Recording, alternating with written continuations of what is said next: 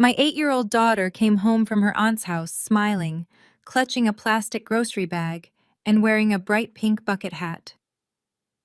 Auntie Jasmine said my hair was not fair to Riley, and made me wear this all day, she whispered innocently, as she pulled the hat off.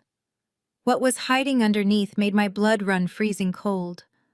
Her beautiful waist-length honey blonde hair had been hacked down to the scalp, leaving jagged patches and a streak of dried blood crusted above her ear.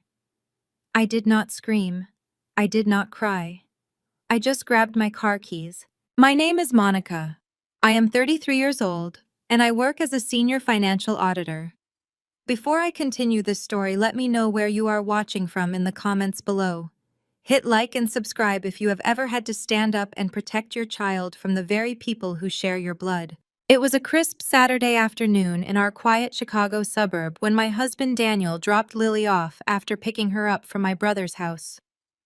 Daniel is 35, a calm and supportive man, and he had simply honked the horn and waved from the driveway, rushing off to run an errand, completely unaware of the nightmare sitting in the back seat.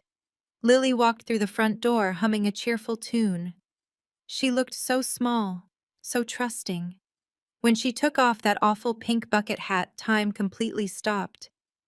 I fell to my knees right there in the entryway. My hands hovered over her head, trembling, as my eyes registered the sheer violence of what had been done to my baby. The long golden hair I had carefully brushed and braided every single morning since she was a toddler was entirely gone. In its place were aggressive, uneven patches of stubble. It looked as though someone had taken kitchen shears and violently sawed through her hair in blind rage. But the physical destruction of her hair was not the worst part. As I gently turned her face toward the light, I saw it. A deep, ugly gash right above her left ear. The blood had already dried into a dark crust, matting the few remaining strands of hair to her skin. My heart pounded against my ribs like a trapped animal. This was not a childhood accident. This was not kids playing salon in a bathroom. A slip of the scissors like that required intense downward force. It meant whoever did this had to physically pin my 8-year-old child down against her will. Then Lily proudly held out the crumpled plastic grocery bag she had been carrying. "Auntie Jasmine told me to give this to you," she said, her sweet voice totally devoid of understanding. I opened the plastic handles. Inside, coiled like a dead snake, was Lily's entire braided ponytail. It had been sheared off in one thick, brutal cut. The smell of cheap salon chemicals hit my nose. Most mothers would have broken down into hysterical sobs. Most mothers would have grabbed their phone, dialed their husband in a panic, or immediately called the police to report an assault. But I am not most mothers. My brain operates differently. As a senior financial auditor, my entire career is built on removing emotion from chaotic situations, identifying anomalies, and dismantling fraudulent systems piece by piece. In that moment, standing in my pristine hallway with my daughters, severed hair in my hands, my professional instincts completely took over. I was no longer just a mother.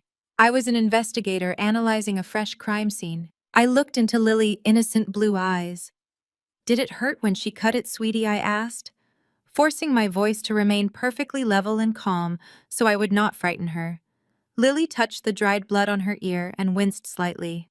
"A little bit. Auntie Jasmine said I was moving too much. She held my head down real hard because she said it was time for Riley to be the pretty one for a change." Riley is my niece, my brother David's daughter, who is exactly Lily's age. The puzzle pieces snapped into place with terrifying clarity. Jasmine had orchestrated this entire cousin spa day just to get her hands on my daughter. I did not panic. I calmly walked Lily into the bathroom, grabbed a warm washcloth, and gently cleaned the dried blood from her ear, meticulously noting the depth and angle of the laceration. I promised her everything was fine, set her up in the living room with her favorite cartoon, and gave her a bowl of strawberries. I made sure she felt completely safe and loved. I looked at my phone sitting on the kitchen counter. Daniel's name was right there at the top of my recent contacts. One press of a button and he would rush home. But I knew if Daniel saw what had been done to his little girl, his protective instincts would ignite. He would lose his temper, rush over there, and cause a screaming match that Jasmine would inevitably twist to play the victim just like she always did. I could not afford emotional outbursts. I needed absolute surgical precision to handle this correctly. I picked up the plastic bag containing the severed braid. I placed it carefully on the passenger seat of my car. I grabbed my keys, my pulse beating a slow, steady rhythm in my ears. I backed out of the driveway, the tires crunching softly against the pavement, and steered my car toward the affluent neighborhood where my brother and his wife lived, in a massive custom-built house fully paid for by my parents. I was not going to yell. I was not going to give them the satisfaction of my tears. I was going to deliver a message they would never forget, and I was going to do it on my exact terms. The games ended. The drive to my brother's house took exactly 14 minutes. I used that time to compartmentalize my fury, locking it away behind a wall of pure analytical focus. I pulled into the sprawling circular driveway of the house David and Jasmine shared. It was a massive brick estate with perfectly manicured hedges, tall pillars, and a 3-car garage. Looking at that house always left a bitter taste in my mouth. David, who was 36 and worked a mediocre mid-level job, could never have afforded a property in this zip code. My parents, Thomas and Barbara, had purchased this $2 million mansion for him outright as a wedding gift. They drained a massive portion of their investments to ensure their golden boy had a home suitable for raising his family. Meanwhile, when Daniel and I were struggling to pay off my student loans and save for our modest starter home, my parents offered us nothing but lectures on financial responsibility. I stepped out of the car clutching the plastic grocery bag containing Lily's hair. The crisp autumn wind whipped around me as I walked up the custom stone pathway to the grand double doors. I pressed the illuminated doorbell once. I did not pound my fists against the wood. I did not yell. I simply waited. The heavy oak door swung open and there stood Jasmine. She was 35, wearing a silk designer lounge set and holding a crystal glass of sparkling water. Her own hair was styled in flawless, expensive extensions that draped perfectly over her shoulders. When she saw me standing on her porch, her lips curved into a slow, arrogant smirk. She did not look surprised to see me. In fact, she looked like she had been waiting for this exact moment, anticipating my arrival, so she could enjoy the fallout of her cruelty. "Oh, Monica," she drawled, leaning casually against the doorframe, taking a slow sip from her glass. "I figured you would be rushing over here. Let me guess, Lily went crying to you about her little haircut." I stared at her. I noted the complete lack of remorse in her posture. I noted the glint of malice in her eyes.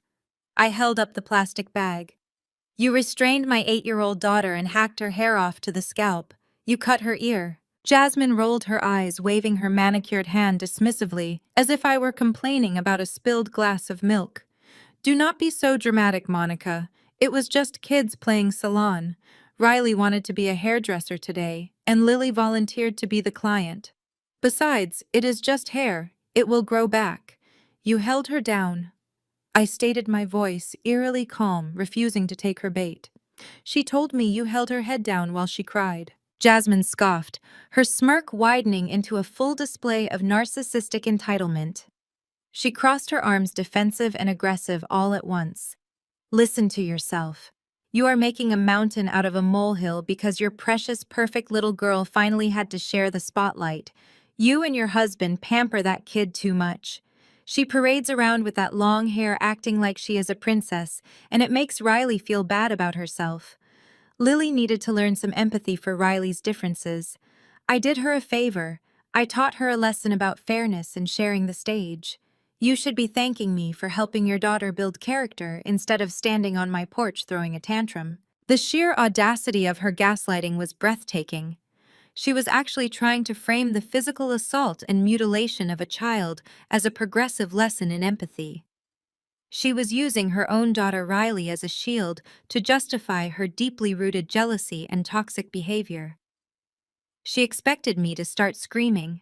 She wanted me to call her names so she could immediately play the victim, run to my parents, and claim I was attacking her unprovoked. I did not give her what she wanted. I did not waste a single breath arguing with a woman who derived pleasure from traumatizing a child. I did not debate the definition of empathy or fairness. Instead, I shifted my weight, planted my feet firmly on the stone porch, and brought my right hand across her face with every ounce of strength I possessed. The sound of the slap was like a gunshot in the quiet suburban neighborhood. It was a sharp, explosive crack that echoed off the brick walls of the mansion. The sheer force of the impact snapped Jasmine's head to the side. Her crystal glass flew out of her hand, shattering into dozens of pieces against the floorboards of the entryway. Jasmine lost her footing, completely tumbling backward and crashing hard onto the hardwood floor of her extravagant foyer. She gasped, clutching her rapidly reddening cheek, her eyes wide with absolute shock. For the first time since I had known her, the smug, arrogant mask completely slipped away, leaving only raw, stunned disbelief. She opened her mouth to speak, but only a strangled wheezing sound came out. David suddenly appeared at the top of the grand staircase, drawn by the sound of shattering glass. "What is going on down there?" he yelled, his footsteps pounding heavily as he scrambled down the stairs. "Jasmine, what happened?" I did not wait for his arrival. I bent down and calmly retrieved the plastic grocery bag containing Lily's hair, which I had dropped on the welcome mat during the strike. I looked down at Jasmine sprawled on the floor among the broken crystal and spilled water. Her chest heaved as she stared up at me in terror. I did not utter a single threat. I did not offer any explanation or warning to the golden boy rushing to his wife's aid. The stinging red handprint rapidly swelling across Jasmine's cheek was the only message they needed to receive today. I turned my back on them, stepped over the shattered glass, and walked down the stone pathway with the exact same measured, steady pace I had used to approach the house. By the time David reached the front door shouting my name into the cold air, I was already starting my car. I put the vehicle in drive and pulled away from the curb, watching my brother frantically checking his wife in the rearview mirror. My breathing was steady. My mind was razor sharp. The physical altercation was over, but the real destruction, the systematic financial and legal dismantling of the toxic empire my family had built, was just about to begin. The steering wheel felt solid under my grip as I navigated out of the gated community. The manicured lawns and towering oak trees faded in the rearview mirror, giving way to the busy interstate. I drove in complete silence. My mind did not dwell on the stinging sensation in my palm or the shattered crystal on Jasmine's floor. Instead, it traveled back through the decades of blatant inequality that had paved the road to this exact moment. David had always been the golden child, the flawless firstborn son who could literally do no wrong in the eyes of my parents. Growing up, his mediocrity was celebrated as unbridled genius. When he brought home average grades, my parents praised his effort and blamed the teachers. When he quit sports teams because the practices were too demanding, they commended his ability to set boundaries. He floated through life on a thick cushion of unearned praise and endless financial bailouts. He never held a steady job for more than a year before his mid-30s, always relying on my parents to smooth over his failures and fund his next grand illusion of success. My reality was a stark, unforgiving contrast. I was the daughter expected to figure it out entirely on my own. When I was accepted into a highly competitive accounting program, Thomas and Barbara flatly refused to help with tuition, claiming the struggle would build my character. I took out crippling student loans that shadowed my finances for a decade. I worked double shifts at a local diner while studying for my grueling certification exams, running on cheap caffeine and sheer grit to earn my position as a senior financial auditor. When Daniel and I got married, we scraped together every single penny. We skipped vacations, drove used cars, and lived on a strict budget for 5 years, just to afford the down payment on our modest 3-bedroom house. Yet when David announced he was marrying Jasmine, my parents magically found a bottomless well of immense generosity. They did not just help with a modest down payment or contribute to the closing costs. They completely drained a massive portion of their lifelong savings and liquidated crucial retirement accounts to purchase that $2 million mansion outright. They handed the deed to David and Jasmine as a lavish wedding gift, ensuring their golden boy would never have to experience the indignity of a monthly mortgage payment. When I questioned the financial logic of destroying their own security for David's luxury, my mother angrily called me a jealous, bitter sister who could not stand to see her brother thrive.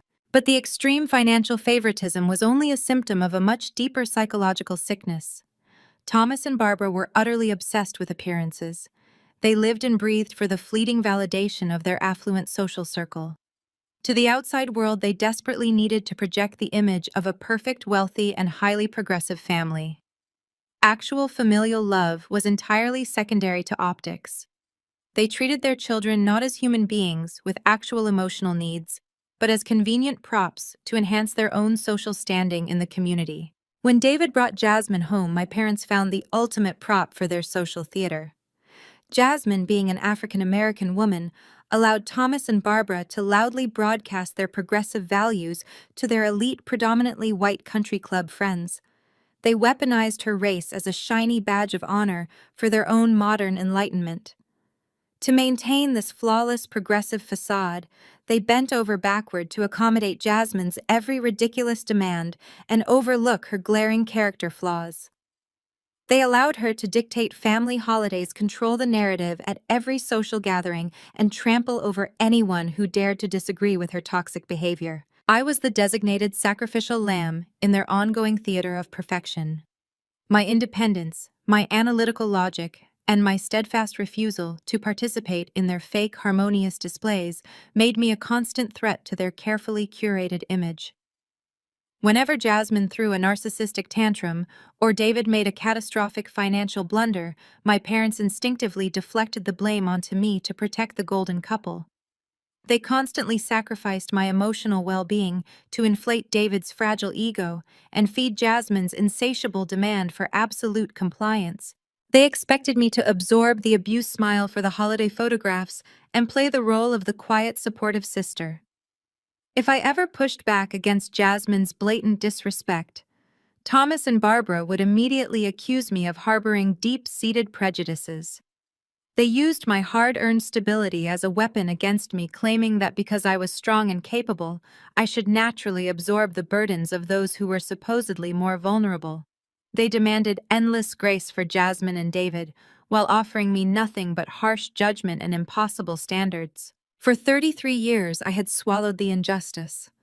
I had kept my mouth shut at tense family dinners, ignoring the passive-aggressive comments about my practical career and my unassuming lifestyle. I had allowed them to live in their delusion because cutting them off entirely felt like a failure on my part as a daughter and a sister.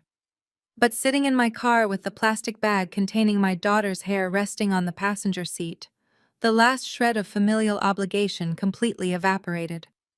They had crossed the sacred line from toxic adults playing petty status games to active abusers harming an innocent 8-year-old child. I pulled into my own driveway, the engine purring softly as I shifted the car into park. My modest home looked sturdy and safe against the afternoon sky. Daniel was inside, likely preparing a late lunch for Lily, completely unaware of the absolute war that had just been declared. My parents' obsession with their perfect image had finally collided with my absolute refusal to let my daughter become their next convenient victim. I gripped the steering wheel, feeling the cool leather under my palms. I was no longer the overlooked daughter seeking their validation. I was an auditor, and I was about to rip open the books on their entire lives. Understanding Jasmine's particular brand of toxicity requires understanding exactly how she weaponized her identity to manipulate my parents. Jasmine is an African-American woman, and she quickly realized that Thomas and Barbara possessed a paralyzing fear of appearing socially regressive. My parents ran in elite, predominantly white suburban circles, where projecting an image of flawless modern inclusivity was their highest priority. Jasmine figured out exactly how to exploit that white guilt within weeks of dating my brother. She mastered the art of taking any legitimate criticism, any boundary, or any personal disagreement and instantly reframing it as a targeted racial attack. If David gently suggested they stick to a budget, she would tearfully accuse him of trying to financially oppress a woman of color. If Barbara asked her to help clean up after a Thanksgiving dinner, Jasmine would loudly announce that she was not brought into this family to be their domestic servant. It was a brilliant, terrifyingly effective strategy. She built an impenetrable shield of victimhood around herself. Any attempt to hold Jasmine accountable for her reckless spending, her cruel remarks, or her chronic narcissism was immediately met with aggressive accusations of prejudice. Thomas and Barbara swallowed it whole. They were absolutely terrified that Jasmine would take to social media and expose them as an intolerant family. To prevent that imaginary scandal, they bent the knee every single time, granting her absolute immunity from the rules of basic human decency. The defining clash between Jasmine and me, the moment our mutual hostility was permanently cemented, happened 2 years ago during what my family now refers to as the salon incident. Jasmine had suddenly decided she wanted to be an entrepreneur. She wanted to open a high-end luxury hair salon in one of the most expensive commercial districts in downtown Chicago. She invited Daniel and me over for dinner and ambushed me with a thick folder of disorganized paperwork. David had already exhausted his financial credibility, and Jasmine needed a co-signer for a massive commercial lease and a six-figure small business loan. She slid the folder across the dining table, expecting my pristine credit score and my formidable salary as a senior financial auditor to blindly underwrite her vanity project. I opened the folder. It took me exactly 4 minutes to realize the entire venture was financial suicide. Jasmine had no business plan. She had no market analysis and no realistic revenue projections. What she did have was a glossy mood board filled with imported Italian leather styling chairs, crystal chandeliers, and a list of absurdly expensive organic hair products she planned to stock. The overhead costs alone would bankrupt her within 3 months. The projected profit margins were based on pure fantasy. I closed the folder, slid it back across the table, and gave her a flat, professional refusal. I told her the numbers did not make sense. I explained that co-signing a loan of that magnitude for an unproven business with zero structural planning was a liability I would not take on. I kept my tone neutral and completely focused on the mathematics. Jasmine did not argue the numbers. She did not defend her business model. Instead, she immediately deployed her ultimate weapon. She pushed her chair back, knocking it to the floor, and burst into theatrical tears. She began screaming that I was deliberately trying to destroy a minority-owned business. She yelled that I was jealous of her vision and that I simply could not stand the thought of a Black woman achieving independence and success in my family. She weaponized her identity so swiftly and so violently that it sucked all the oxygen out of the room. Thomas and Barbara went into an immediate blind panic. My mother literally covered my mouth with her hand to stop me from defending myself. My father dragged me into the kitchen, his face purple with rage. They cornered me near the refrigerator, viciously reprimanding me for my lack of support.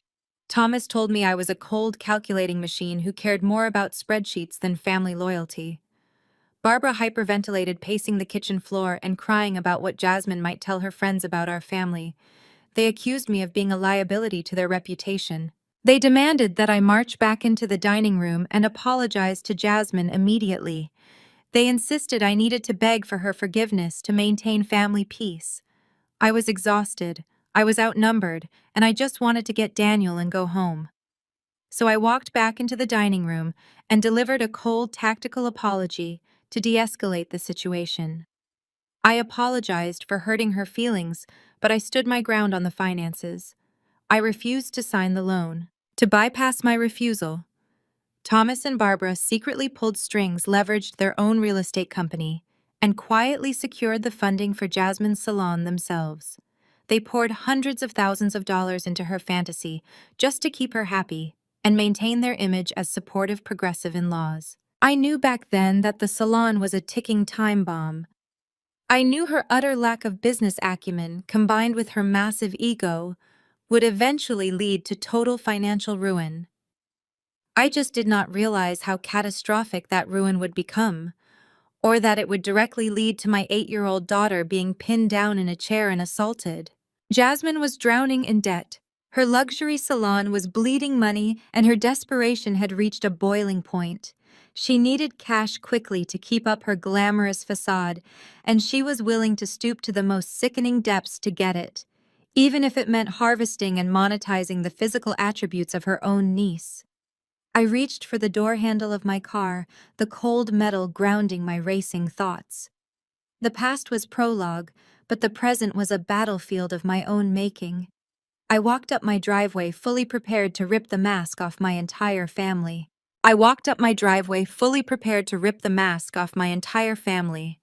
The cool autumn air hit my face, but my blood was boiling with a protective rage that sharpened my focus. To understand the sheer depravity of what had just occurred, you have to understand the dynamic between Lily and her cousin Riley. The two girls were born exactly 3 weeks apart. In a healthy family, they would have been best friends. But Jasmine never allowed that. Jasmine treated Riley like a competitive show pony. She dressed her daughter in stiff designer clothes, pushed her into aggressive child modeling casting calls, and constantly monitored every single thing the child ate or said. Riley was a sweet little girl, but she always carried a heavy look of exhaustion in her eyes. She lived under the crushing weight of her mother's relentless demand for visual perfection. Lily, on the other hand, was just a child. She loved digging for bugs in the garden, climbing the oak tree in our backyard, and running around in paint-stained overalls. Her long, honey-blonde hair was naturally thick and radiant, usually tied back in a messy braid to keep it out of her face while she played. She possessed an effortless, joyful confidence that drew people to her naturally. At family gatherings, relatives would gravitate toward Lily's bright laughter and easygoing nature. They would casually praise her beautiful hair or her bright blue eyes without a second thought. Every single compliment directed at my daughter was a dagger in Jasmine's fragile ego. Jasmine could not stand that her meticulously curated daughter was being outshone by a child who spent her weekends building mud forts. She deeply resented Lily's natural confidence. Jasmine viewed my daughter's effortless happiness as a direct insult to her own strict parenting methods and a personal attack on Riley's spotlight. Jasmine spent hours every morning flat ironing and styling Riley's hair, trying to achieve a specific look for social media validation. Seeing Lily receive natural affection without any effort drove Jasmine into a silent, bitter fury. She weaponized that envy, projecting her own deep-seated insecurities onto an 8-year-old child. I unlocked my front door and stepped inside the house. The familiar scent of vanilla and clean laundry wrapped around me, providing a stark contrast to the violence I had just encountered. I could hear Daniel in the kitchen gently talking to Lily while preparing her lunch. As I listened to my daughter's small, hesitant voice, the true sinister nature of the morning washed over me. The haircut was not a simple act of spontaneous anger. It was not a harmless prank gone wrong. It was a highly calculated psychological strike. Jasmine had specifically requested this cousin's spa day under the guise of family bonding. She had isolated my daughter in a bathroom away from the other adults.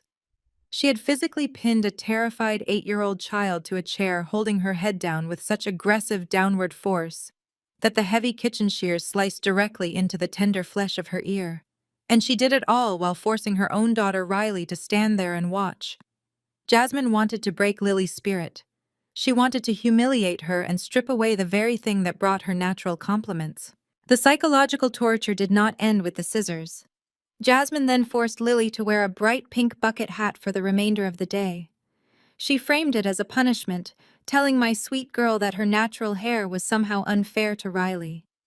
She made Lily sit there for hours, hiding her mutilated scalp, feeling ugly and ashamed, while Jasmine undoubtedly gloated over her handiwork.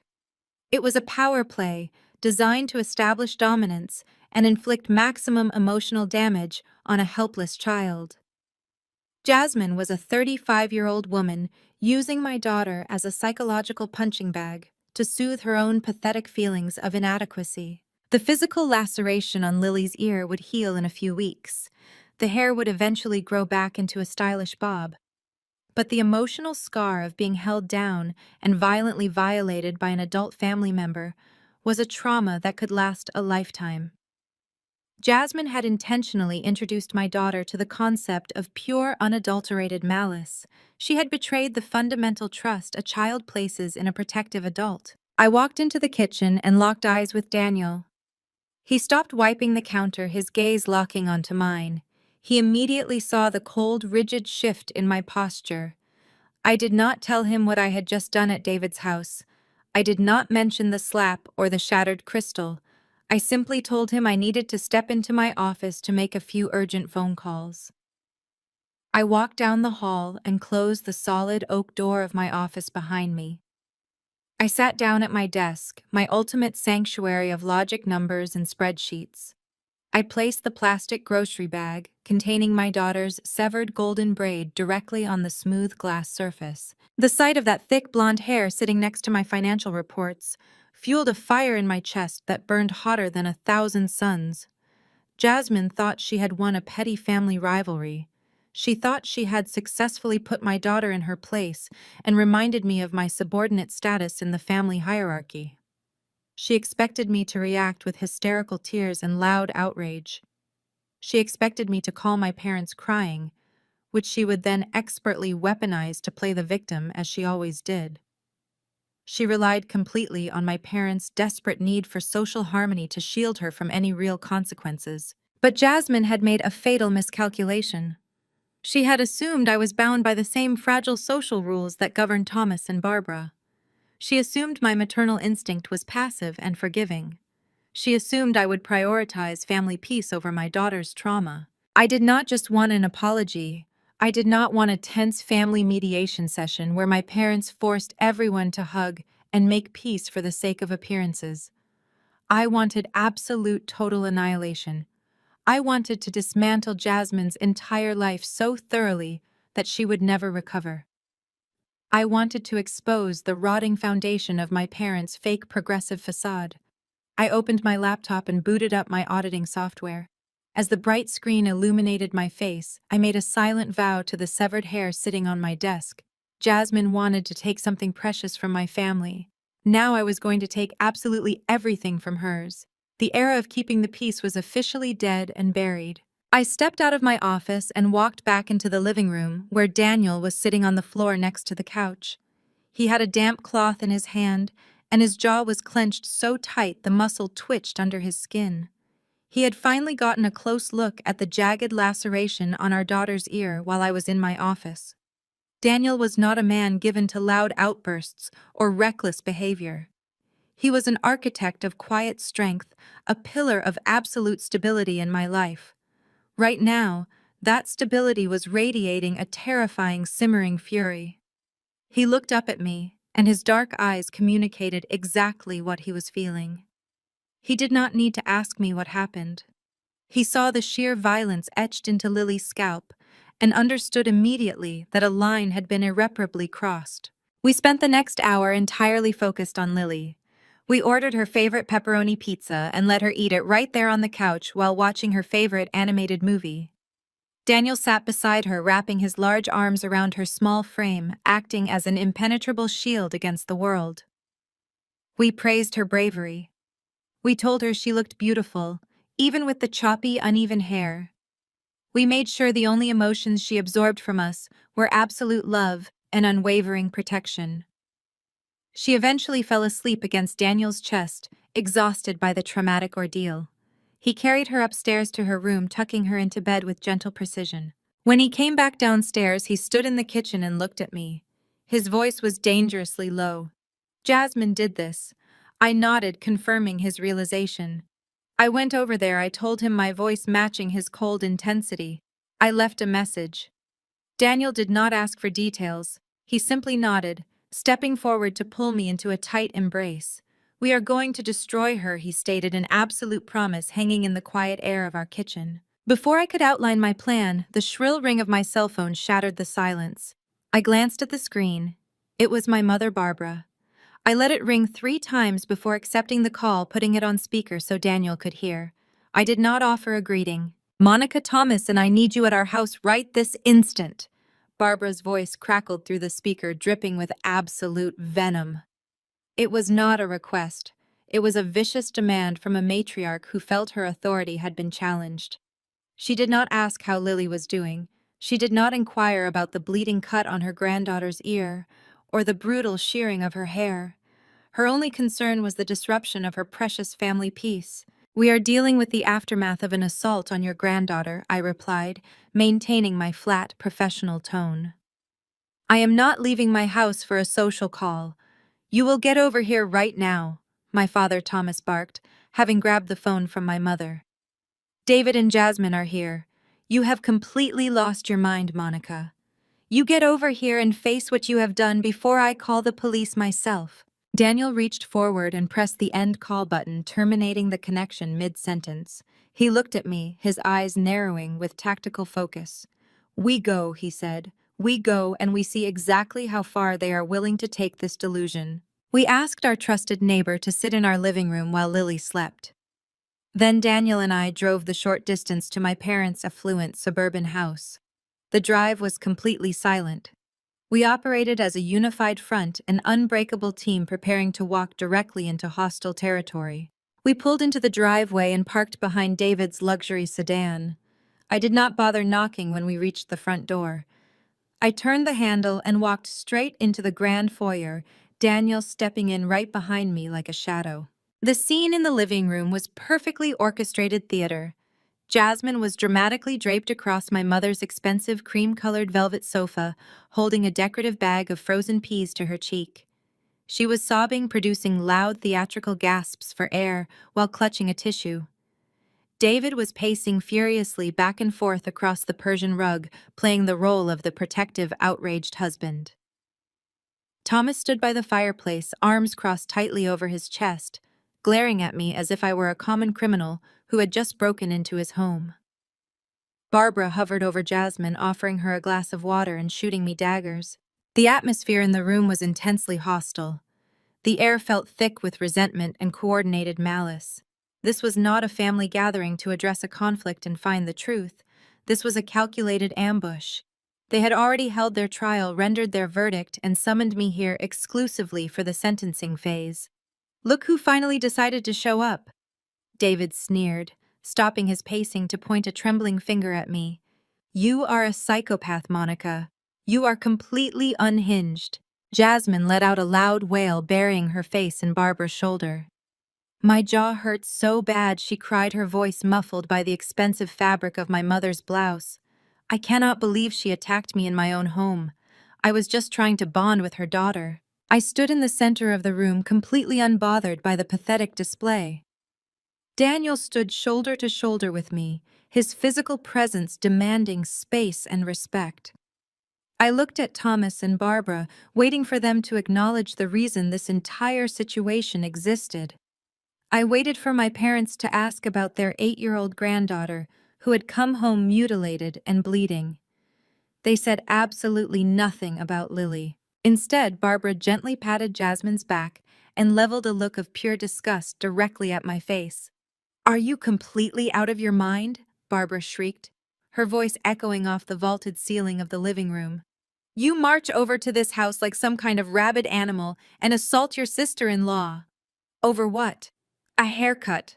I cannot even begin to comprehend how violent and unstable you have become, Monica. I kept my hands loosely clasped in front of me, maintaining a perfectly neutral posture.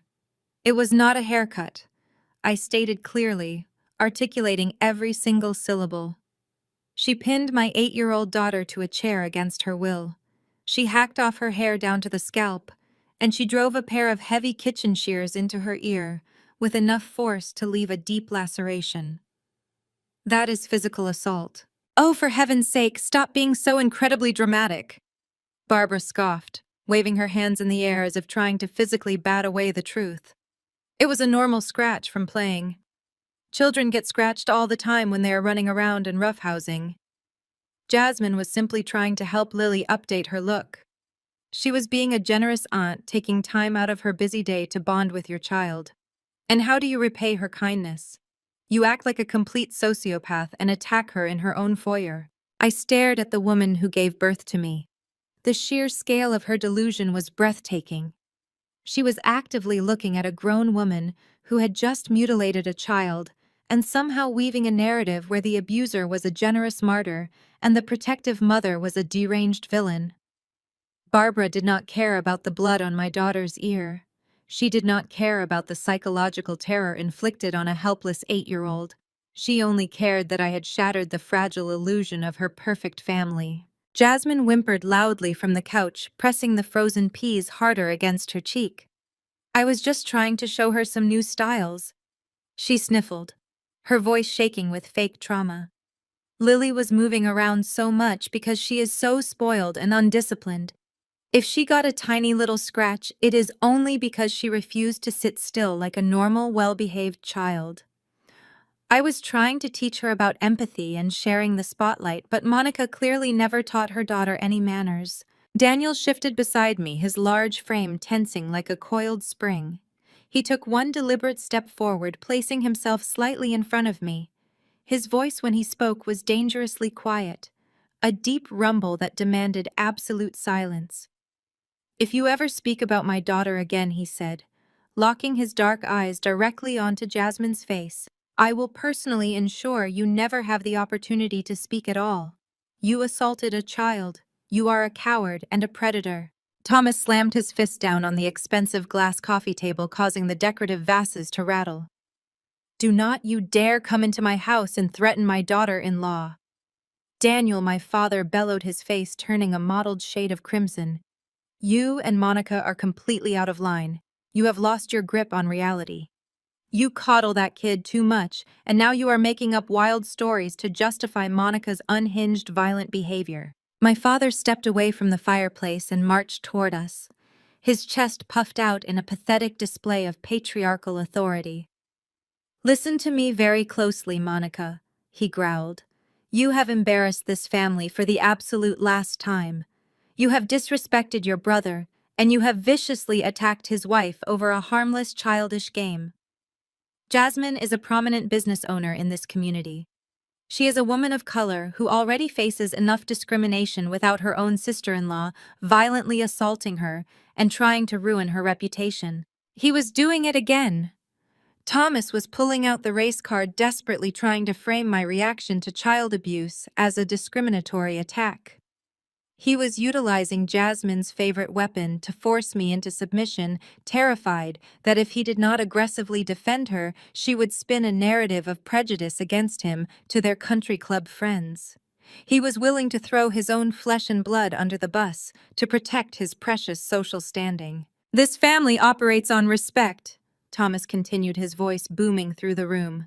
"And you have shown absolutely zero respect for the hierarchy of this household.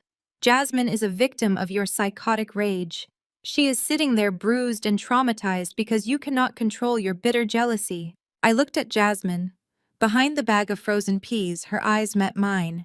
The fake tears had stopped. A cold, victorious smirk danced across her lips. She knew exactly what she was doing. She was completely intoxicated by the power she held over my parents, watching them desperately dance to her tune while actively destroying their relationship with their own daughter. "So here is what is going to happen," Thomas commanded, crossing his arms and planting his feet. "You are going to walk over to that couch right now, Monica. You are going to get down on your knees, and you are going to beg Jasmine for her forgiveness. You are going to apologize for your violent outburst, and you are going to promise that you will never exhibit this kind of disrespectful behavior again. If you do not get on your knees and apologize to her immediately, you are dead to me." The demand hung in the air, heavy and suffocating. My own father was demanding that I kneel before the woman who had terrorized my child. He was ordering me to completely abandon my dignity, my maternal instincts, and my basic sense of reality, just to soothe the ego of a manipulative narcissist. He showed absolute disregard for his granddaughter's trauma. Lily's pain was entirely irrelevant to him. The only thing that mattered was restoring the fake peace of his carefully curated social theater. I felt a strange, profound sensation wash over me. It was not anger. It was not sorrow. It was absolute clinical detachment. The last invisible thread connecting me to Thomas and Barbara simply dissolved into dust. I looked at the two people who had raised me, and I felt nothing but a hollow, echoing void. They were no longer my parents. They were just two pathetic enablers trapped in a toxic prison of their own making. I did not move toward the couch. I did not drop to my knees. I stood perfectly still, processing the finality of my father's ultimatum. I memorized the layout of the room. I cataloged the arrogant smirk on my brother's face. I gathered every single data point necessary for the audit of their impending destruction. Daniel squeezed my hand, his thumb rubbing a steady rhythm across my knuckles. We were entirely in sync. The stage was set for the extortion, and I was more than ready to hear their demands. David stepped out from behind the sofa, his chest puffed out in a pathetic imitation of authority. He pointed a finger directly at my face. "You are not just walking away from this, Monica. You do not get to come into my home, assault my wife, and pretend nothing happened. We took pictures of her face. We have the red marks documented. My parents are witnesses to your unhinged state. I have the phone in my pocket right now, and I am one button away from calling the police and having you arrested for felony assault." I watched him perform. He actually thought he was intimidating. He actually believed his threats carried weight. "Let me remind you what a criminal record does to a senior financial auditor." David continued, his voice dripping with condescension. "You lose your certifications. You lose your license. Your firm fires you before the ink on the police report even dries. You will never work in finance again. Daniel and Lily will have to watch you get dragged out of here in handcuffs. All because you could not control your psychotic jealousy over a simple haircut." The sheer audacity of his speech was almost impressive. He was laying out a blueprint to destroy my career and my life, while standing in a house my parents bought for him. He was threatening to strip away the livelihood I used to feed my child, all to protect the woman who had just terrorized that very same child. Barbara nodded vigorously from the corner. "You need to listen to your brother, Monica. Actions have consequences. You brought this entirely on yourself." Then Jasmine let out a heavy, dramatic sigh. She lowered the bag of frozen peas from her cheek and looked at me with a sickening display of false magnanimity. "David, wait," she said, placing a gentle hand on his forearm. "I do not want to see her go to jail. I do not want to tear this family apart completely. I am a forgiving person. I believe in restorative justice." I almost laughed. Restorative justice. She was throwing around buzzwords she had picked up online to mask her absolute greed.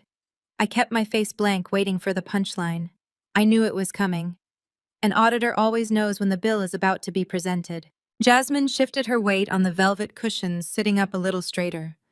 "My salon has been struggling recently," she began, her voice adopting a tragically brave tone. "The stress of dealing with your constant hostility and your refusal to support a minority-owned business has taken a severe toll on my mental health. My doctors have recommended I take time off to heal and rebuild my spirit. But with the overhead costs of the salon, I simply cannot afford to step away.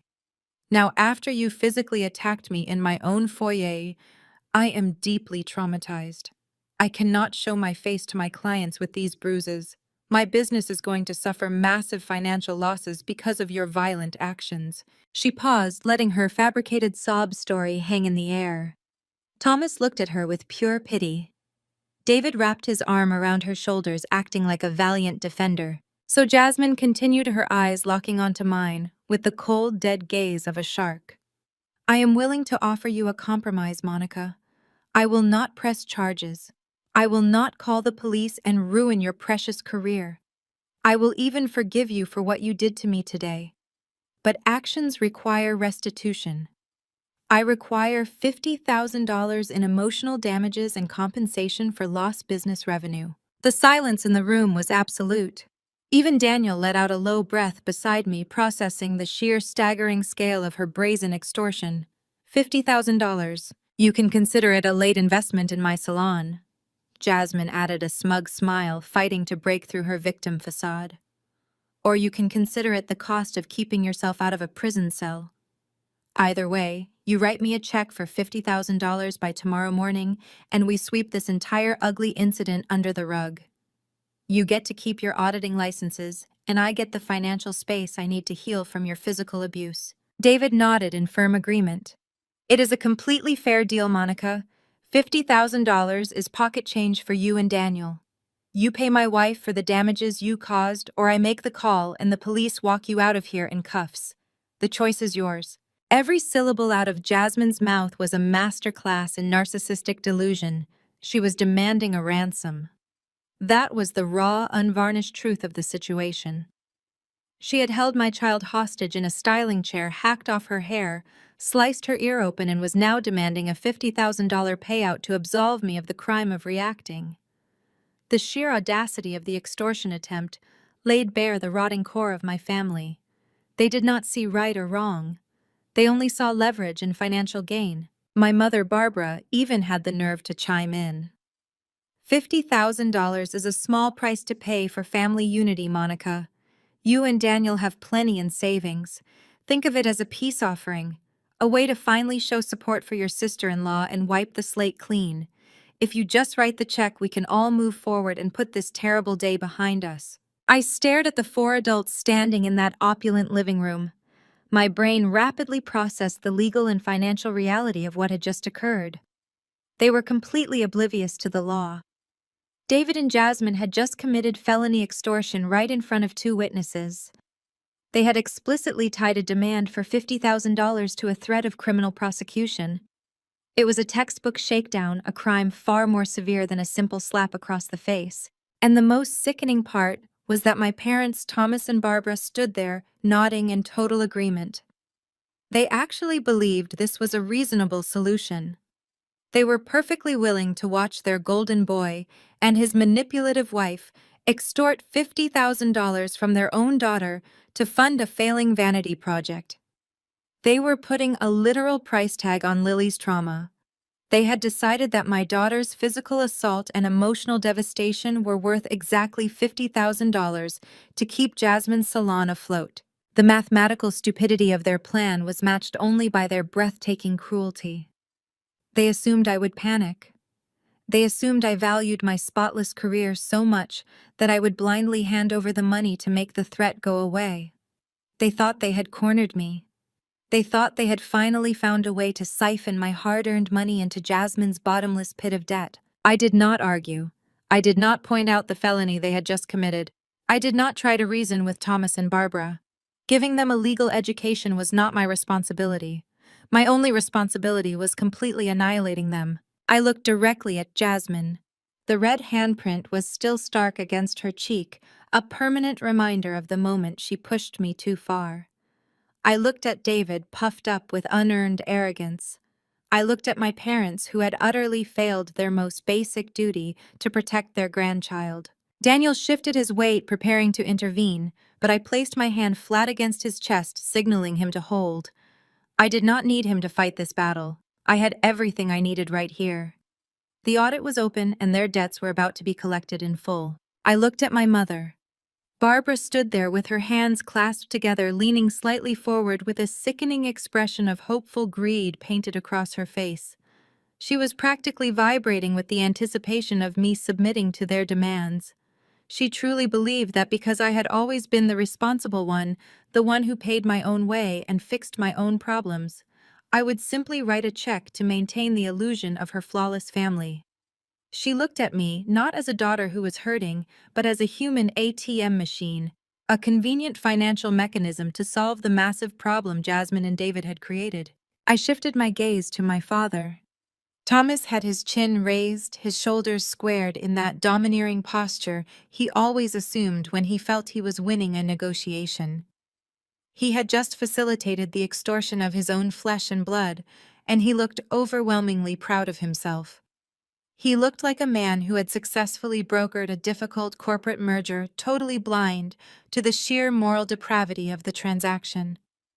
There was no love in his eyes. There was only the cold, hard calculation of a man protecting his social investments. In that precise moment, the very last thread of familial attachment I held for these people snapped. It did not tear slowly. It did not unravel over time. It severed completely with a clean, resounding finality. Any lingering childhood hope that they might one day wake up and choose to protect me completely evaporated into the sterile air of their extravagant living room. I realized with absolute terrifying clarity that they were a complete and total lost cause. There was no combination of words, no emotional plea, and no display of genuine agony that would ever pierce the thick armor of their narcissism. They were empty vessels fueled entirely by the perception of their country club peers. I did not break down. I did not shed a single tear. I did not allow my voice to tremble or my knees to shake. Inside my chest, the coiled spring of decades of suppressed resentment, suffocating injustice, and silent endurance compressed to its absolute physical limit. It wound tighter and tighter, locking into place with a heavy metallic click. The pressure was immense, but it was not chaotic. It was focused, concentrated, and incredibly lethal. I was no longer a grieving mother or a disappointed daughter. I was an executioner standing in a room full of people who had just gleefully handed me the rope. Daniel felt the shift in my posture. He felt the exact second the emotional warmth drained from my body, leaving behind nothing but glacial resolve. He stepped up beside me, closing the tiny gap between us.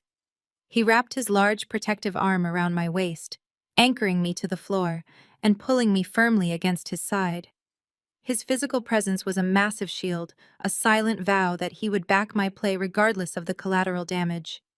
He did not say a word to my parents. He did not need to. His dark eyes swept over the four of them with such concentrated disgust that even David took a hesitant half-step backward. I looked at Jasmine.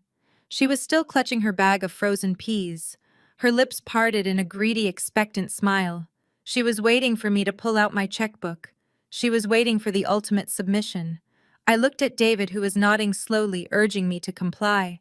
I looked at Thomas and Barbara, who stood united in their profound betrayal. I took a slow, deep breath, letting the silence stretch until it became heavy and suffocating. The tension in the living room morphed from triumphant anticipation into a sudden creeping unease.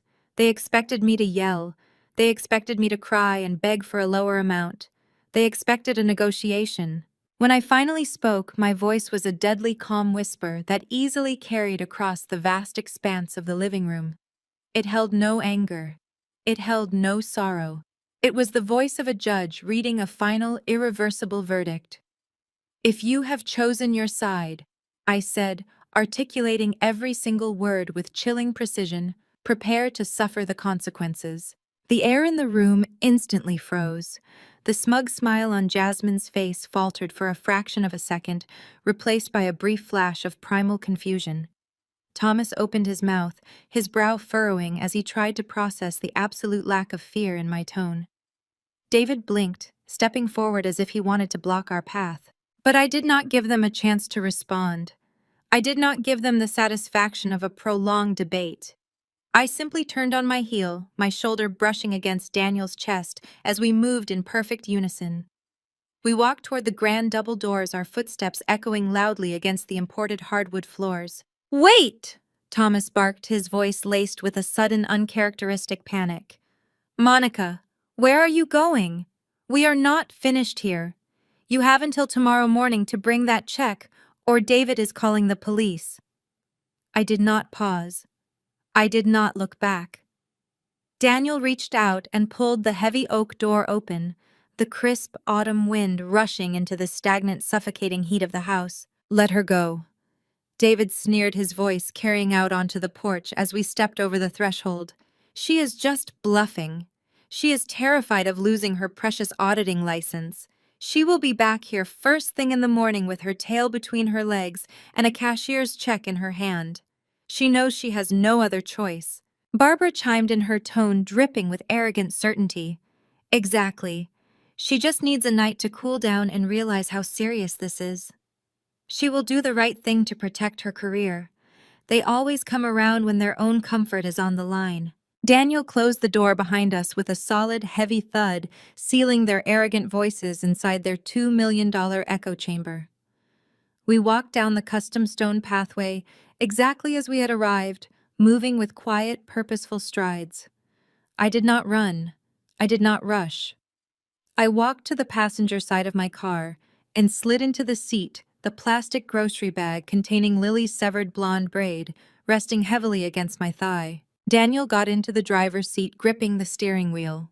He turned to look at me, his chest heaving slightly, as he processed the monumental betrayal we had just witnessed. "They actually think they won," he said, his voice laced with absolute disbelief. "They think you are going to pay them." I stared straight ahead through the windshield, looking at the massive brick facade of the house my parents had bought for the brother who was currently trying to extort me. A slow, dark smile spread across my face. It was a smile completely devoid of joy. "Let them think they won," I replied, my voice as smooth and cold as polished glass. "Let them sleep incredibly well tonight. Because tomorrow morning, when the sun comes up, we are going to burn their entire world to the ground." The morning sun filtered through the blinds of our bedroom, casting long, sharp shadows across the floorboard. I had not slept a single minute. Instead, I had spent the entire night sitting at my desk, outlining the financial and legal blueprint of my retaliation. Daniel had stayed upstairs holding our daughter as she slept through the night, occasionally waking to check the locks on our doors. When dawn finally broke, the time for silent planning ended. The execution phase began. Our first objective was irrefutable documentation. My entire career as an auditor relies on the principle that words are meaningless without a paper trail. Jasmine and David believed they could extort me because they thought it was just a family dispute, a case of my word against theirs. They were relying on my parents to act as witnesses to frame me as the aggressor. But a family dispute evaporates the moment forensic medical evidence enters the equation. I walked into Lily's bedroom. She was sitting up in bed, rubbing her eyes. The harsh reality of her hacked-off hair was even more shocking in the morning light. The jagged patches looked violently torn, and the dried blood on her ear stood out fiercely against her pale skin. I forced a warm, reassuring smile onto my face, hiding the cold fury that dictated my every movement. I told her we were going to see Dr. Harrison just to make sure her ear was healing properly. Daniel gently helped her into her favorite yellow sweater, making sure the fabric did not brush against the wound.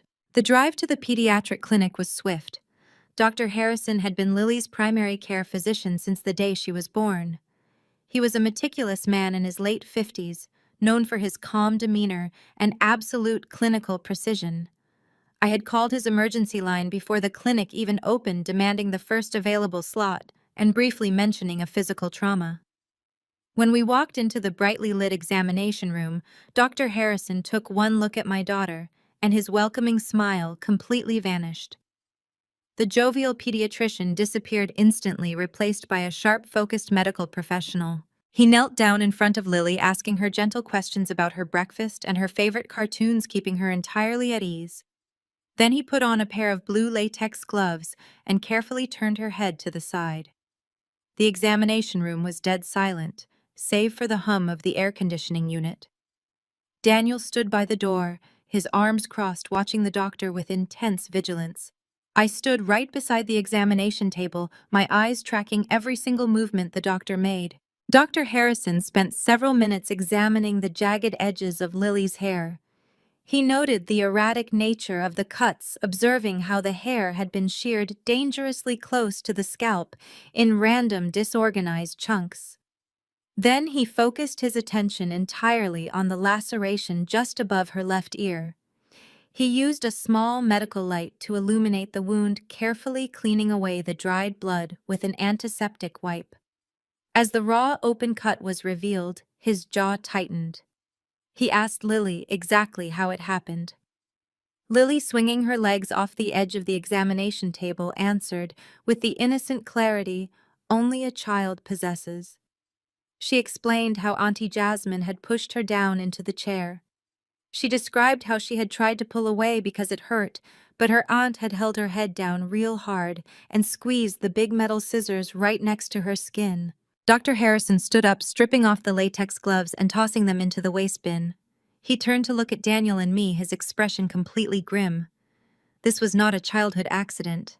He stated, his voice carrying the heavy weight of absolute medical certainty. The cartilage of the upper ear is remarkably tough. A superficial scrape or a minor slip of a pair of scissors would cause a shallow nick. But this laceration is deep and incredibly deliberate. He walked over to his computer station, pulling up Lily's digital medical file. He began typing rapidly, documenting every single detail of his physical examination. In order to cause a wound of this specific depth and angle with a blunt instrument like heavy shears, the perpetrator had to apply immense downward force directly against the child's skull, he explained, outlining the biomechanics of the injury.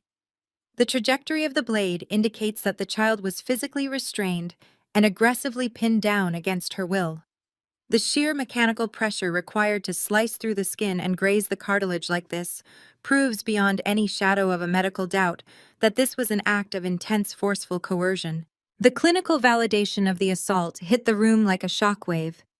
Hearing a medical expert articulate the exact violent physics of what Jasmine had done to my little girl validated every ounce of rage I held in my chest. It was no longer just my maternal instinct screaming that a line had been crossed. It was a verifiable, documented scientific fact. Jasmine had not just given a bad haircut. She had utilized brute physical force to terrorize and physically injure a helpless 8-year-old. Dr. Harrison stopped typing and looked directly at me. As a licensed medical professional, I am a mandated reporter, he informed us, his tone shifting into formal legal territory. Based on the physical evidence on your daughter's scalp and the mechanics of the laceration on her ear, I am legally obligated to file an official report of suspected child abuse with the state authorities. This goes beyond a family disagreement, Monica. This is a documented physical assault on a minor. I did not flinch. I did not ask him to reconsider or keep it quiet. I nodded my head in absolute agreement. Do it, I instructed him, my voice ringing with icy resolve. I want every single detail of that physical restraint and the forceful laceration heavily documented in her permanent medical record. I want the exact depth of the cut and the psychological implications of her being pinned down officially logged. He printed out the detailed medical evaluation, handing me a thick stack of official hospital documents. They were stamped, signed, and legally binding. This was not a flimsy photograph taken on a cell phone or a bag of frozen peas used as a theatrical prop in my parents' living room. This was an indisputable medical verdict. It was the first piece of heavy artillery in my growing arsenal. Daniel took Lily's hand, helping her hop down from the examination table. We thanked Dr. Harrison for his thoroughness and walked out of the clinic, the bright morning sun blinding us as we stepped into the parking lot. I held the medical dossier tightly against my chest. Jasmine and David thought they held all the cards because they had my parents' blind financial and social backing. They thought they could extort $50,000 from me by threatening my professional auditing license. But they had fundamentally misunderstood the nature of the woman they were dealing with. They brought threats and temper tantrums to a battlefield. I was bringing undeniable, legally binding medical evidence. I slipped the folder into my briefcase, resting in the back seat of the car. The physical abuse had been officially proven and documented by the state. Now it was time to deploy my specific set of skills. It was time to follow the money and uncover exactly why a 35-year-old woman was desperate enough to harvest a child's hair. I opened my laptop in the passenger seat as Daniel started the engine. The financial audit of Jasmine's failing empire was officially underway. The financial audit of Jasmine's failing empire was officially underway. I sat in the passenger seat of our car, watching the suburban landscape blur past my window while my fingers flew across my laptop keyboard. Daniel drove us home in absolute silence, respecting the cold, intense focus radiating from my side of the vehicle. By the time we pulled into our driveway, I had already bypassed the basic search engines and accessed the specialized financial databases my firm utilized for corporate risk assessment. I walked straight through the front door, bypassing the kitchen, and headed directly into my home office. I locked the heavy wooden door behind me. I needed absolute isolation. I needed an environment completely devoid of emotion because what I was about to do required the surgical precision of a financial predator. People like Jasmine operate entirely on illusion. They build massive, towering facades of wealth and success, using nothing but arrogance and borrowed money. They rely on the polite social conditioning of those around them to never question the foundation of their grand display. But I am a senior financial auditor. I do not look at designer handbags or imported styling chairs. I look at balance sheets, tax liens, and cash flow statements. I look at the brutal, unforgiving mathematics of reality. Numbers do not care about your race, your gender, or your expertly crafted victim narrative. Numbers only tell the absolute truth, and I was about to extract every single ugly truth Jasmine had buried. I started with the most accessible layer, which was public records. I logged into the state business registry and pulled the foundational documents for her luxury salon. The business was registered as an LLC, solely under Jasmine's name, though the initial capital injection clearly traced back to the quiet bailout my parents had provided 2 years ago. From there, I accessed the county clerk's database to search for uniform commercial code filings. The results populated on my screen in a rapid cascading list of financial distress. Jasmine did not own a single piece of equipment in that sprawling downtown salon. Every imported styling chair, every crystal chandelier, every high-end hair washing station was heavily financed and currently saddled with active liens. She was leasing her entire persona. But equipment financing is standard for new businesses. I needed to see the operational bleeding. I dug deeper, routing my search through the comprehensive credit risk networks my corporate job allowed me to access. These databases aggregate payment histories from commercial suppliers, giving a painfully clear picture of a business's actual liquidity. The credit profile for Jasmine's salon was an absolute massacre. The screen flashed with red warning indicators.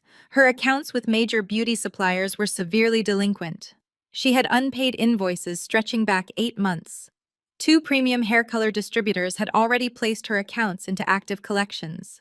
She was completely cut off from wholesale supply chains, forced to buy products at retail prices, which further decimated her non-existent profit margins. I cross-referenced the delinquent vendor list with the local commercial court dockets. 3 separate suppliers had recently filed civil suits for breach of contract. But unpaid vendors were just the surface wounds. I needed to find the mortal blow. I analyzed her commercial credit utilization and found exactly what I was looking for. Jasmine had maxed out 4 separate high-limit business credit cards. When traditional credit lines evaporated, she turned to the absolute bottom of the financial barrel. The database showed 3 distinct merchant cash advances taken out over the last 90 days. Merchant cash advances are not traditional loans. They are predatory high-interest capital injections designed for desperate business owners who have completely run out of options. The lenders front a lump sum of cash, and in return, they take a massive fixed percentage of the business's daily credit card sales directly out of the merchant account. The interest rates often exceed 60% annually. It is a death spiral. Once a business relies on a merchant cash advance, they are effectively drowning, taking on new predatory debt just to pay off the old debt. I sat back in my desk chair, the blue light of the monitor reflecting in my eyes. The mathematics of Jasmine's desperation laid themselves bare across my screen. The daily draws from the predatory lenders were draining her operating accounts dry. She needed a massive influx of untethered liquid cash simply to keep the lights on and prevent a commercial eviction. Suddenly, the scene in my parents' living room took on an entirely new level of sinister clarity. The $50,000 demand for emotional damages was not just a random number she pulled out of thin air to punish me. It was a highly calculated ransom. She had looked at the violent assault she committed against my 8-year-old daughter and instantly recognized a golden opportunity to extort the exact amount of capital she needed to satisfy her aggressive creditors. She weaponized her own cruelty, turning my daughter's trauma into a twisted fundraising strategy to save her vanity project from total collapse. My parents, Thomas and Barbara, were eagerly participating in this extortion, completely blind to the fact that they were bailing out a sinking ship. They thought they were maintaining family harmony by forcing me to pay off my sister-in-law. They had no idea they were simply feeding a financial black hole. I rubbed my temples, my mind working at lightning speed. The vendor debts and the predatory loans painted a picture of a woman backed into a corner fighting for her social survival. But to pull off a launch party for a new product line which she was currently advertising all over social media, she needed an immediate secondary cash flow. The $50,000 she tried to extort from me had not materialized, so she must have found another source of capital to fund her extravagant upcoming event. I leaned forward, resting my fingers on the keyboard. I needed to see the granular movement of her immediate cash flow. I bypassed the broad credit profiles and utilized a backdoor connection through a third-party payment processor I had audited last quarter. It was a gray area professionally, but I was long past caring about corporate boundaries. I isolated the incoming transaction logs for her business accounts over the past 48 hours. I needed to know exactly how she was keeping the wolves at bay this week. I scrolled through the ledger lines of minor customer payments, small deposits that barely covered the daily loan deductions. Then a specific transaction caught my eye. It was an incoming wire transfer processed yesterday afternoon, just hours after Lily had been dropped off at my house. I stared at the origin routing number and the transaction amount. The puzzle pieces shifted, aligning to form a picture so depraved it made my stomach physically churn. The audit was about to reveal the absolute darkest corner of Jasmine's soul. The transaction log on my screen displayed an incoming wire transfer of exactly $3,000. The funds had cleared into Jasmine's primary business operating account at precisely 2:15 yesterday afternoon. I leaned closer to the monitor, the blue light casting a harsh glow across my face in the dim office. The sender was not a standard client booking a haircut or a vendor issuing a refund. The routing information belonged to a corporate entity registered under the name Crown Heritage Extensions Incorporated. My fingers flew across the keyboard, pulling up the corporate registry for the state of Illinois and cross-referencing the business entity. Crown Heritage Extensions was not a beauty supply store. They were an elite boutique manufacturer located in an upscale district of Chicago. I navigated to their official website, and the reality of their business model hit me like a physical blow to the chest. They specialized in the creation of bespoke, high-end human hair wigs and premium extensions for wealthy clients. Their homepage boasted about sourcing only the finest untreated virgin hair, explicitly highlighting their demand for natural golden blonde shades, which commanded the highest premium on the luxury market. I sat frozen in my office chair, staring at the bold, sophisticated typography on the screen. The pieces of the puzzle slammed together with a sickening, terrifying violence. The entire Cousin Spa Day had been a carefully orchestrated trap. Jasmine had not invited Lily over to bond.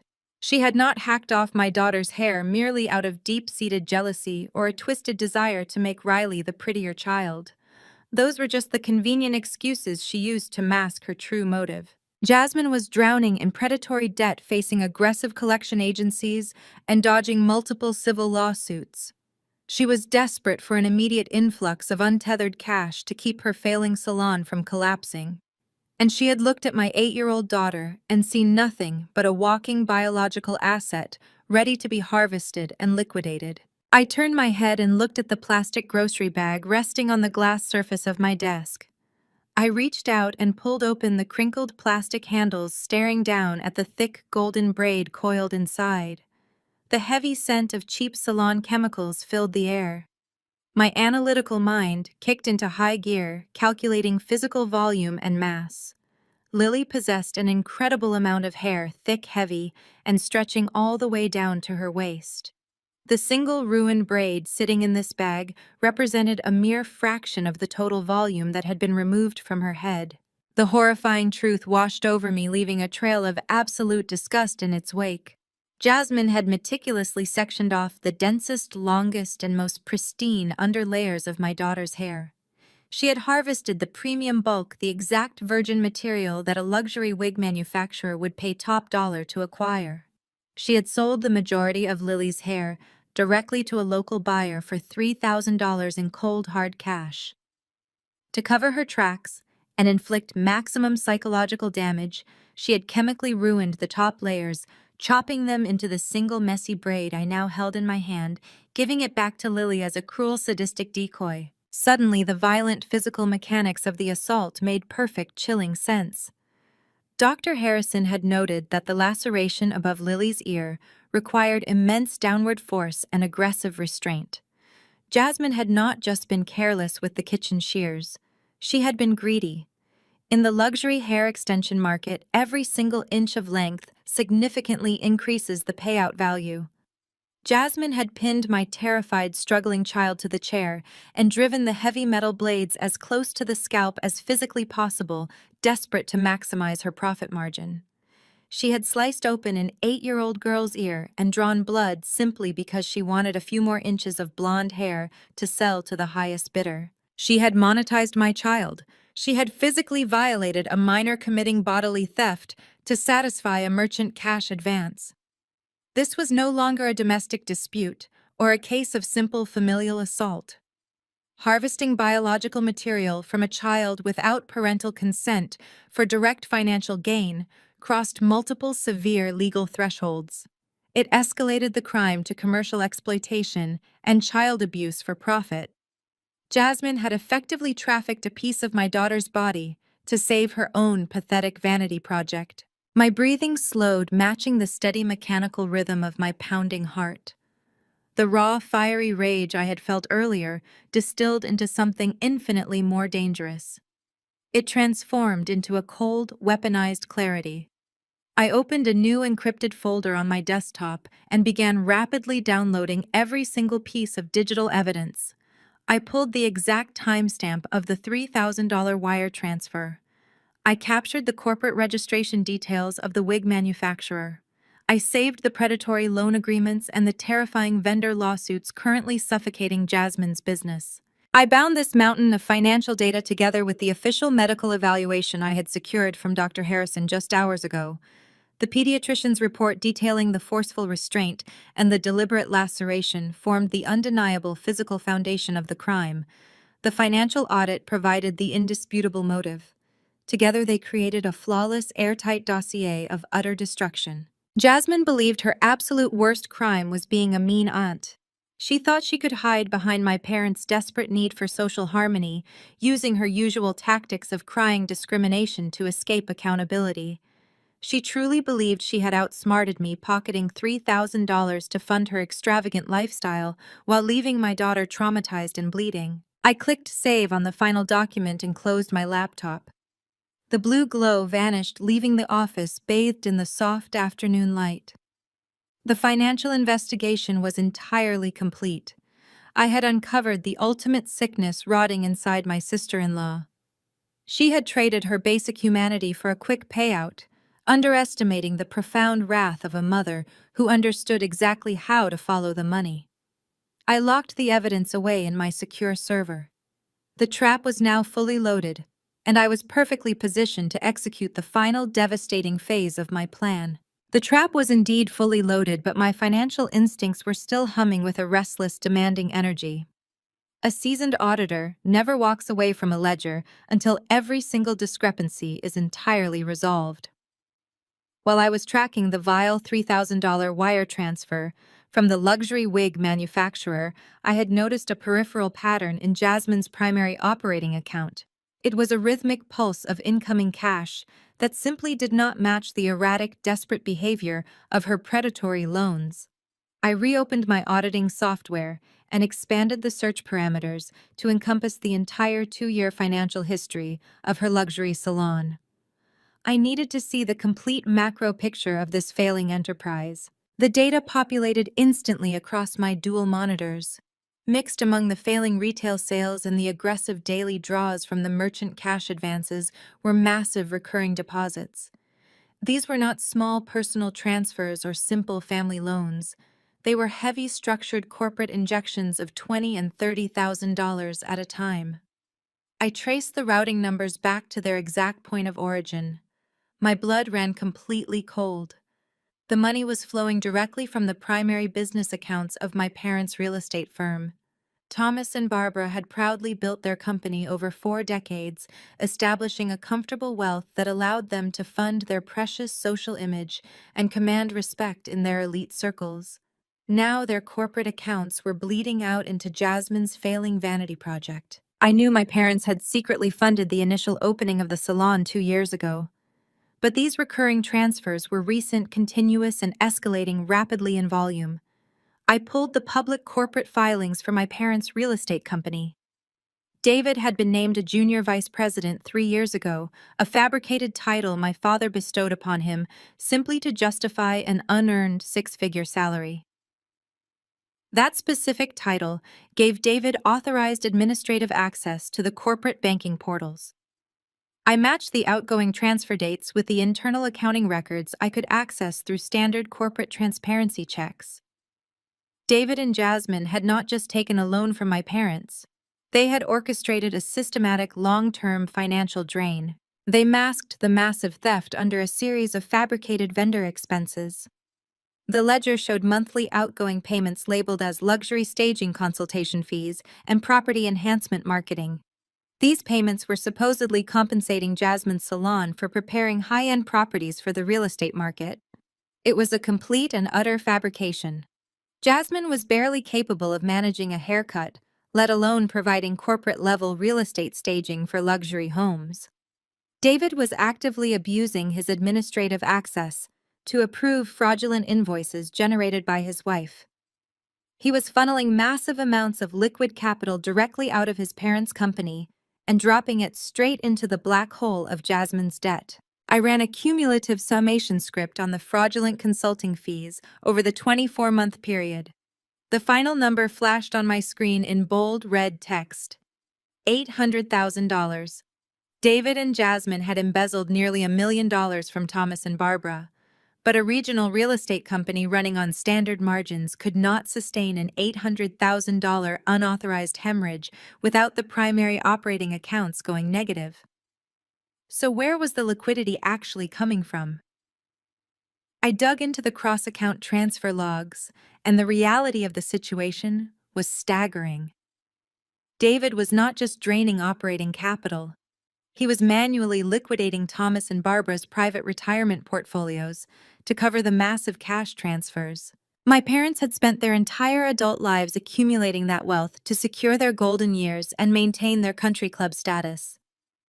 David was systematically wiping it out to pay for imported styling chairs, unpaid vendor invoices, and his wife's designer lounge sets.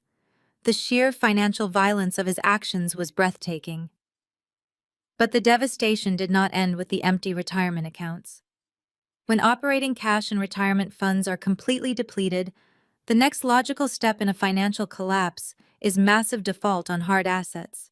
I pulled up the county property tax databases and the current foreclosure registry for their affluent suburban zip code. I entered my parents' home address into the search bar. The result populated immediately with a glaring red legal notice. The sprawling estate where Thomas and Barbara hosted their lavish dinners, the very same house where they had just arrogantly demanded I drop to my knees and apologize to my daughter's abuser, was officially listed in active pre-foreclosure. They were 3 months behind on their primary mortgage payments. The bank had already filed the preliminary paperwork to seize the property. My parents were completely broke. Their entire kingdom was a hollow, decaying shell, and they did not even know it yet. The profound irony of the situation hit me with the physical force of a freight train. Just hours ago, Thomas had puffed out his chest and ordered me to pay a $50,000 extortion fee to protect his precious family image. Barbara had smugly claimed that $50,000 was a small price to pay for family unity. They were defending David and Jasmine with vicious, absolute loyalty. They were willing to sacrifice my career, my financial stability, and my 8-year-old daughter's physical safety to protect the golden couple. And all the while, that very same golden couple was actively driving them into total irreversible bankruptcy. Thomas and Barbara were fiercely guarding the absolute worst parasites in their lives. They were shielding the exact people who had stolen their retirement and doomed them to lose their home. I captured the property foreclosure notices, the fabricated consulting invoices, and the cumulative embezzlement ledger. I compiled everything into a secondary master file. Jasmine had committed an unforgivable physical assault on my child for $3,000. David had committed federal wire fraud and grand larceny to the tune of $800,000 against his own parents. The extortion attempt they tried to pull on me earlier today was nothing but a desperate thrashing attempt to find new victims before their entire house of cards collapsed. They needed my money because they had finally bled my parents completely dry. I exported the massive audit file and secured it on a portable flash drive. The weapon was forged, sharpened, and dipped in absolute financial poison. I turned off my computer and stood up from my desk. The sun had set, leaving the room bathed in shadows. Tomorrow night, Jasmine was hosting a highly publicized event to launch a new product line. It was the perfect stage for a public execution. The air inside Jasmine's luxury salon was thick with the scent of expensive floral arrangements and desperate ambition. 24 hours had passed since I locked my audit file away, and now I stood across the street with Daniel watching the preparations for her launch party. Jasmine had rented luxury sedans to valet park her guests' vehicles. She had hired a local catering company known for charging exorbitant prices for tiny portions of food. The floor-to-ceiling windows of the salon glowed with a warm golden light, showcasing the massive crystal chandeliers she had purchased using my parents' stolen retirement funds. A massive silk banner hung across the back wall of the salon displaying the name of her new venture. It was a boutique children's haircare line. The absolute sickening irony made my jaw clench. The woman who had violently pinned down my 8-year-old daughter to harvest her hair for profit was now standing under a spotlight preparing to sell organic detangling spray to the wealthy mothers of Chicago. She was monetizing childhood innocence while actively operating as a child abuser. Daniel and I waited in the shadows, letting the venue fill before making our entrance. I wore a tailored emerald green suit that projected absolute corporate authority.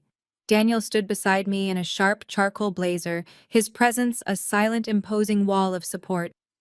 We watched the elite members of my parents' suburban country club arrive in their designer coats and glittering jewelry. These were the people Thomas and Barbara desperately wanted to impress.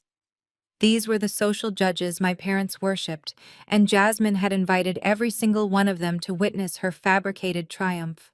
We crossed the street and walked through the heavy glass doors of the salon. The sheer scale of the financial waste inside was staggering.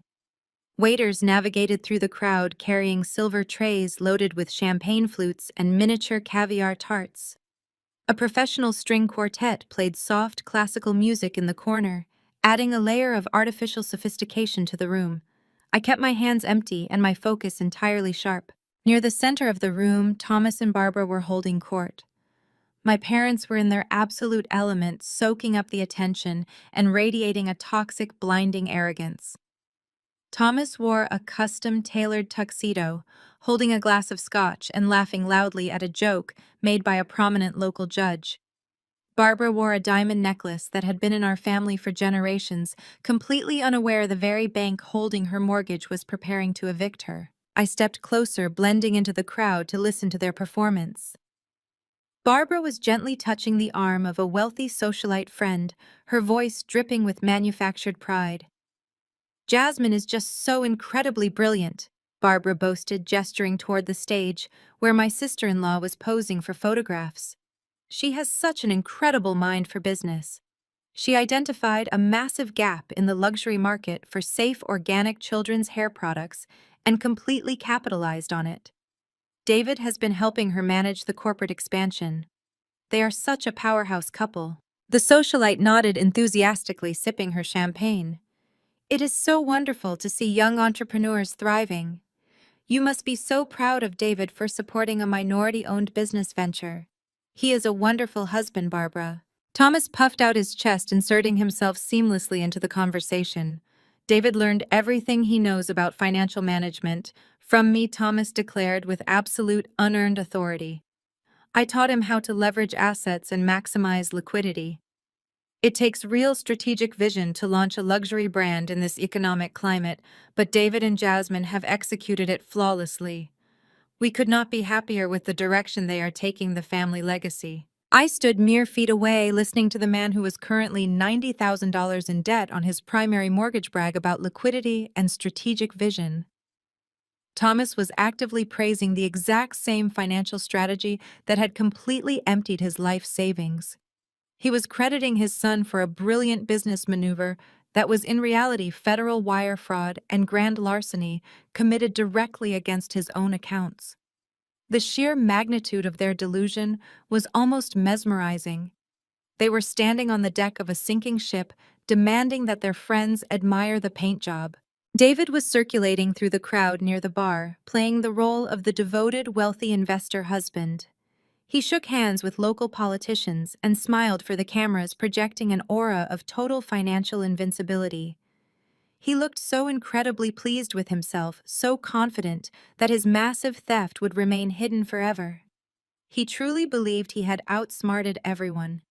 He thought he could steal nearly $1 million from his parents, throw a lavish party to validate his wife's ego, and walk away without a single consequence. Near the stage, Jasmine was orchestrating a photo shoot with her daughter. Riley was stuffed into an itchy-looking sequence dress, her hair heavily sprayed and styled into a stiff, unnatural tower of curls. The 8-year-old girl looked absolutely miserable, her eyes tired and vacant, as her mother forcefully repositioned her shoulders for the cameras. Jasmine crouched next to her daughter, flashing a brilliant wide smile for the hired photographer, playing the role of the loving, attentive mother. She used Riley as a prop just as easily as she used my parents' money. I caught Daniel's eye across the room. He gave me a single subtle nod. The venue was packed. The champagne was flowing. The social circle Thomas and Barbara worshipped was captive and paying full attention. The stage was perfectly set. The audience was seated and the actors were in place. I adjusted the lapels of my emerald suit and began walking purposefully toward the front of the room. It was time to pull the curtain down on this pathetic charade. I moved past the waiters and the elite guests. Daniel matched my pace, step for step. The emerald fabric of my suit caught the light from the crystal chandeliers overhead. I did not shrink away from the curious glances of the country club members. I held my head high, projecting an aura of absolute untouchable confidence. People naturally stepped aside to let us through. There was a dangerous gravity to the way we moved. We were not there to mingle or sip champagne. We were there on a mission of complete financial and social annihilation. As we navigated the crowded salon floor, I kept my eyes locked on the stage area. I felt no anxiety. My heartbeat remained completely steady. As an auditor, I was used to walking into rooms where people were hiding terrible secrets. I was used to the tense atmosphere that precedes a massive financial revelation. But this was deeply personal. David noticed us first. He was standing near the expensive marble bar, holding a fresh drink and laughing with a local politician. His eyes swept across the room and landed directly on me. I watched the progression of his thoughts play out across his face. First, there was a brief moment of surprise. Then a wave of absolute arrogant triumph washed over his features. He set his drink down and nudged his wife. He leaned in and whispered something into Jasmine's ear. He fully believed I had surrendered. He thought I was terrified of losing my auditing license. He thought the threat of police involvement had broken my resolve. In his mind, I was walking up to that stage to hand over a cashier check for $50,000. He stood a little taller, soaking in his imaginary victory. Jasmine turned her head to look at me. She was wearing a sparkling silver gown that probably cost more than my first car. When she saw me approaching the stage, a slow, wicked smirk spread across her face. It was the exact same smirk she wore when she opened her front door yesterday morning. It was the look of a predator who firmly believed she had cornered her prey. She patted her daughter Riley on the shoulder and stood up. She whispered something to the hired photographer and waved him away. She wanted to savor this moment without distractions. Jasmine actually took a few steps forward to meet me at the edge of the stage area. She folded her arms across her chest, focusing entirely on me, expecting to see a defeated sister-in-law. Thomas and Barbara also noticed our arrival. My mother let out a loud, dramatic sigh of relief. She turned to her wealthy friends and loudly proclaimed that her family was finally whole again. She bragged that I had come to make amends and support her brilliant daughter-in-law. My father offered me a stern but approving nod from across the room. He thought his harsh ultimatum had worked. He thought forcing me to choose between my career and my dignity had successfully pushed me back into my designated role as the obedient sacrificial lamb. They were completely blind to the reality of the situation. They saw my emerald suit and my calm demeanor and mistook it for submission. They did not understand that I had dressed for an execution. I stopped walking when I was exactly 3 feet away from Jasmine. Daniel stood silently by my side, his presence a heavy, immovable force. The string quartet continued playing their soft classical music in the background. The elite guests went back to eating their expensive caviar tarts, unaware of the bomb about to detonate in their midst. Jasmine looked at me, waiting for my apology. She held out her hand, expecting the ransom payment. Her eyes were bright with greed and malice. She was practically vibrating with the anticipation of counting the $50,000 she desperately needed. "Well," Jasmine said, her voice carrying just enough volume for the nearby guests to hear, "I am so glad you decided to be reasonable, Monica. I knew you would realize how important family peace is. I hope you brought exactly what we discussed." David walked over and stood right next to her, wrapping a supportive arm around her waist. "It takes a big person to admit when they are wrong," Monica. David chimed in, his tone dripping with condescension. "You are making the right choice for your career and for your daughter. We can put all this ugliness behind us once you settle your debt." I stared at them. I looked at the smug satisfaction radiating from every pore of their bodies. I looked at the luxurious salon they had built with stolen retirement funds. I thought about my 8-year-old daughter, sitting at home with a jagged haircut and a laceration on her ear. I thought about the $3,000 wire transfer from the wig manufacturer. I thought about the massive embezzlement and the active pre-foreclosure notice sitting on my flash drive. They were so incredibly confident in their own lies. They were standing on a mountain of fraud and abuse, demanding that I pay for the privilege of being their victim. I did not hand her a check. I did not offer a single word of apology. I simply reached into the inner pocket of my tailored emerald jacket, and my fingers wrapped around the small metallic flash drive containing the complete destruction of their entire existence. I kept my face perfectly blank, refusing to give them any indication of the devastation that was about to unfold. The silence stretched between us, thick and heavy. Jasmine shifted her weight slightly, her hands still extended, her smirk faltering just a fraction of an inch as she noticed the absolute emptiness in my eyes. She expected fear. She expected resignation. She expected me to beg for her forgiveness. She did not expect a woman who had already secured all the evidence required to send her directly to state prison. She did not expect a woman who had already secured all the evidence required to send her directly to state prison. The stretched silence was abruptly broken by the sharp tapping of a glass. The hired event coordinator was signaling that it was time for the keynote address. Jasmine blinked, her smirk faltering as she looked at my empty hands. She quickly masked her confusion with a rigid smile, whispering that we would finish this transaction after her speech.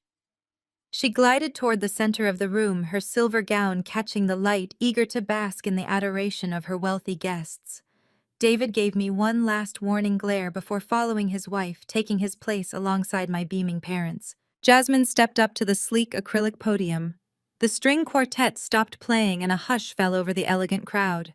She tapped the microphone and projected a warm, melodic voice that sounded utterly foreign to anyone who knew her true nature. "Welcome, everyone," she began. "Thank you all for being here tonight. As a mother and a woman of color, I understand the profound impact that self-esteem has on our youth. This new children's hair care line is not just about products. It is about empowering children's beauty. It is about teaching our little ones to feel confident in their own skin without fear or judgment." The sheer hypocrisy of her words was nauseating. My parents nodded along in the front row, completely mesmerized by her performance. Thomas looked around, ensuring his country club friends were suitably impressed. Barbara clasped her hands together, beaming with manufactured pride. Jasmine gestured gracefully toward Riley, who was sitting miserably in her sequined dress, looking completely exhausted by her mother's relentless demands. While the entire room was captivated by Jasmine's theatrical display, I walked away from the stage area. I moved with silent, absolute purpose toward the audiovisual control booth at the back of the salon. Daniel shadowed my every movement. As we reached the small, elevated platform, the young technician working the event looked up in surprise. Daniel stepped smoothly in front of him, resting a heavy hand on his shoulder. "Why do you not take an early break?" Daniel suggested, his voice low and utterly non-negotiable. The technician swallowed hard and immediately scurried away into the crowd. I stepped up to the primary control console and pulled the metallic flash drive from my jacket pocket. I inserted it directly into the main presentation laptop and navigated to the exact master file I had compiled the night before. I dragged the file onto the active presentation software, overriding the queue of glossy promotional videos. I picked up the secondary wireless microphone resting on the console, flipped the switch, and slid the master volume slider for Jasmine's microphone completely down, cutting her off mid-sentence. Jasmine tapped her microphone, looking confused. She signaled to the back of the room, expecting the technician to fix the glitch. Instead, the massive digital projection screen behind her abruptly went pitch black. The glowing logo of her new product line disappeared. A collective murmur rippled through the affluent crowd as people tried to understand what was happening. I pressed a single button on the console.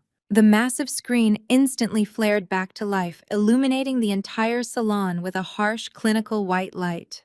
A collective gasp echoed through the room. I had configured the display to show a high-resolution split screen. It was impossible for anyone in the venue to miss it.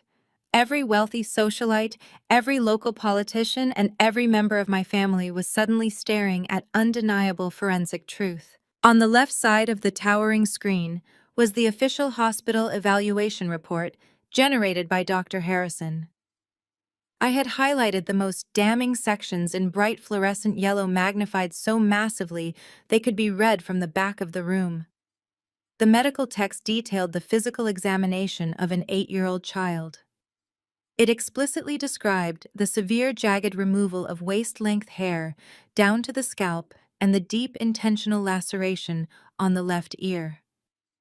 The medical conclusion stated that the injury required immense downward force, with heavy shears proving the minor victim had been aggressively restrained against her will. It concluded with the official mandate confirming a report of suspected child abuse had been filed with state authorities. On the right side of the split screen, I displayed the unredacted financial transaction log from Jasmine's primary business account. The date and time matched the precise afternoon of the assault. The sender was clearly identified as Crown Heritage Extensions Incorporated, an elite luxury wig manufacturer. The incoming amount was highlighted in thick red ink, showing a cleared wire transfer of exactly $3,000. The connection was brutal and absolutely indisputable. The two documents told a story of pure depravity. I raised the wireless microphone to my lips. My voice echoed through the high-end speakers, completely dominating the silent, stunned room. My sister-in-law speaks beautifully about empowering children. I announced, my tone slicing through the air like a scalpel. She speaks about building confidence, but the screen behind her tells a very different story about her business practices. Jasmine spun around to look at the massive projection. The blood instantly drained from her face, leaving her looking like a terrified ghost. She stared at the medical report detailing her assault on my daughter. She stared at the bank record proving she had sold the stolen hair for cash. Her hands began to shake violently. "What you are looking at is the foundation of this new business venture," I continued, my voice ringing with cold, relentless authority. "On the left is the medical report confirming that Jasmine physically assaulted her 8-year-old niece, holding her down by force to hack off her virgin blonde hair. On the right is the financial proof that she immediately sold that stolen hair to a luxury wig manufacturer to pay off the debts of this failing salon. She did not just assault a child, she engaged in commercial exploitation and child abuse for profit." The absolute silence in the salon shattered into a chaotic uproar. Gasps of genuine horror erupted from the wealthy socialites who had just been sipping champagne and praising Jasmine's entrepreneurial spirit. The delicate clinking of crystal glasses was entirely replaced by a tidal wave of revulsion.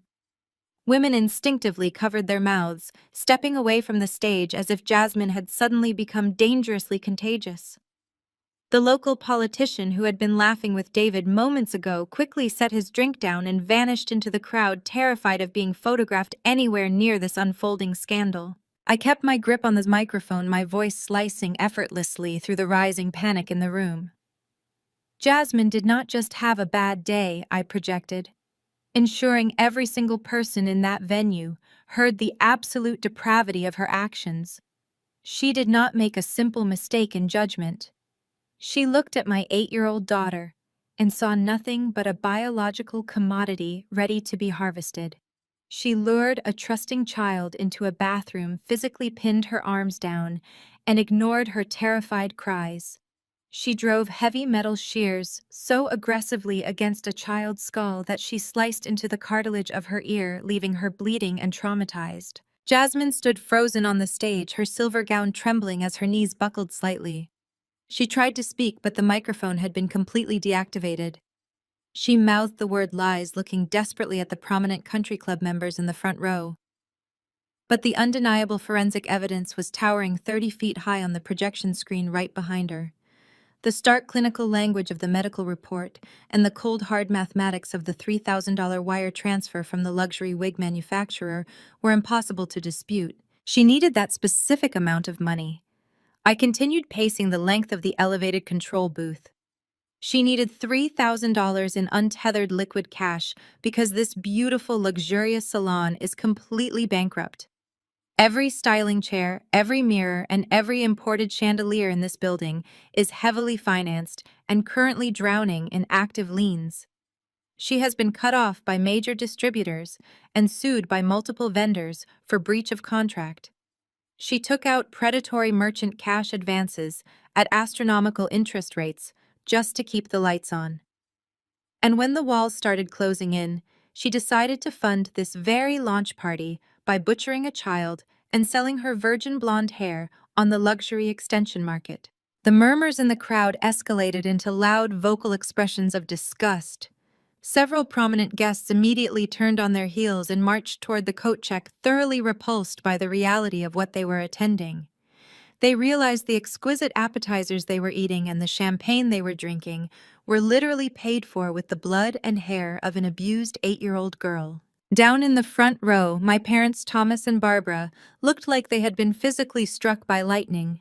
Barbara's hands flew to her face, her diamond necklace catching the harsh light of the projection screen.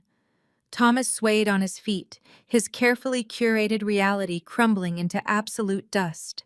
They had spent their entire lives bowing to Jasmine's toxic manipulation, terrified of looking socially regressive. Now they were standing in front of their elite peers, publicly tied to a woman who had just been exposed as a violent child abuser and a commercial fraud. "Shut up, David!" roared, his voice tearing through the ambient noise of the salon. The golden boy had finally snapped. The realization that his fake prestige was being publicly annihilated shattered his arrogant facade. His face contorted into a mask of pure, unhinged rage. "Shut your mouth right now, Monica. You are making this all up. You hacked those documents." He lunged forward, pushing violently past a group of fleeing guests. He did not care about the optics anymore. He was operating on pure, blind panic and uncontrolled fury.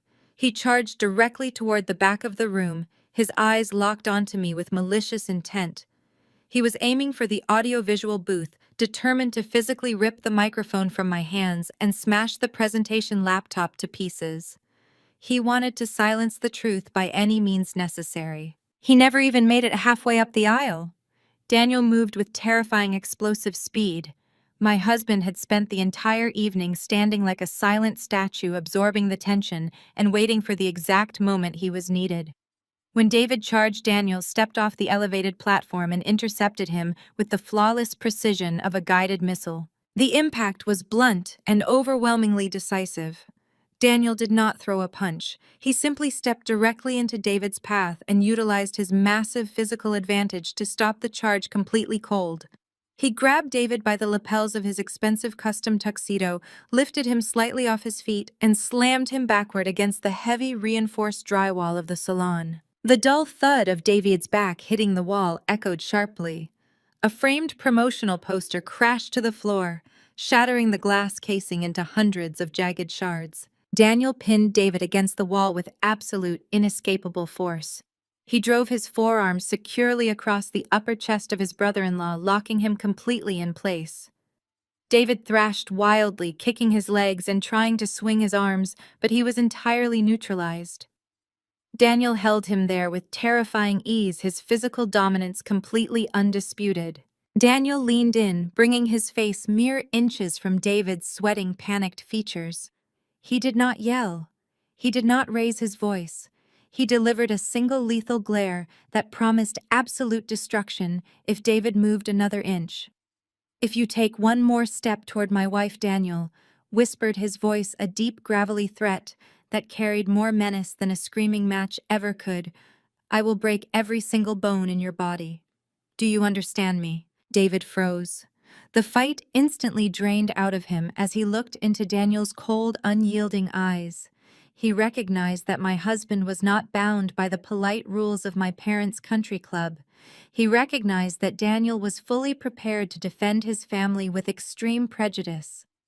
David swallowed hard, his chest heaving under Daniel's heavy forearm, and gave a tiny, pathetic nod of submission. From the elevated booth, I watched my husband completely neutralize the golden boy. The physical threat was handled, but the financial execution was still missing its final crowning blow. I looked back at the crowd, at Jasmine shivering on the stage, and at my parents trembling in the front row. I adjusted my grip on the microphone. The crowd thought they had seen the worst of it. They thought the child abuse and the wig manufacturer payout were the ultimate depths of this family's depravity. They had no idea that I was about to drop a financial nuke that would vaporize my parents' entire existence. The remaining guests in the salon were frozen in place, unsure whether to flee the building or stay and watch the absolute carnage unfold. My mother Barbara was the first to break the stunned silence. She scrambled forward, her diamond necklace sparkling under the harsh light of the projector screen. Her face was a mask of desperate, panicked denial. She could not process the undeniable proof of child abuse, so her mind aggressively rejected it, clinging to the only thing she actually cared about, which was her social standing. "Monica, stop this right now!" Barbara shrieked, her voice cracking as she pointed a shaking finger at me. "You are completely ruining this event. You are deliberately destroying this family over a petty misunderstanding. Jasmine just needed some immediate business capital for this launch. It is hard for a minority business owner to secure fast funding, and she made a desperate choice. You are turning a simple financial misstep into a public spectacle." Thomas flanked her, immediately trying to shield his precious daughter-in-law from the burning stares of their wealthy peers. He glared up at the control booth, his fists clenched at his sides. "You are a monster, Monica," he bellowed, completely ignoring the fact that his son was currently pinned against the drywall by my husband. "You are actively trying to destroy your brother's life and humiliate us in front of the entire community. Jasmine is family. We protect family. You take this fake medical report down, and you get out of this salon before I have you arrested for trespassing." I stared down at them from the elevated platform.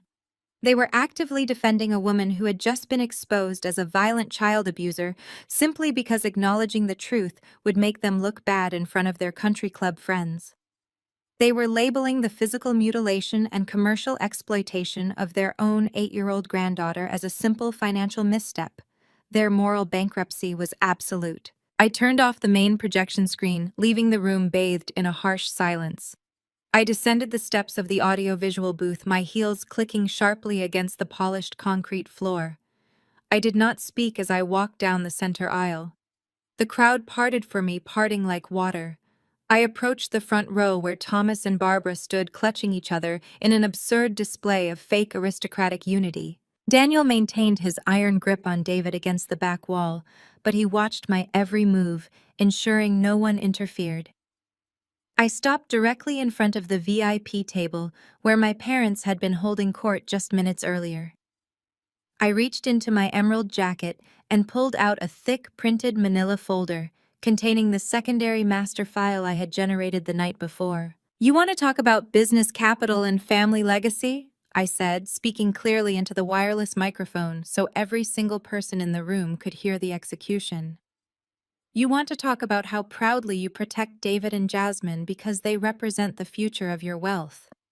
I think it is time we examine exactly what that future looks like." I slammed the heavy manila folder down onto the glass surface of the VIP table.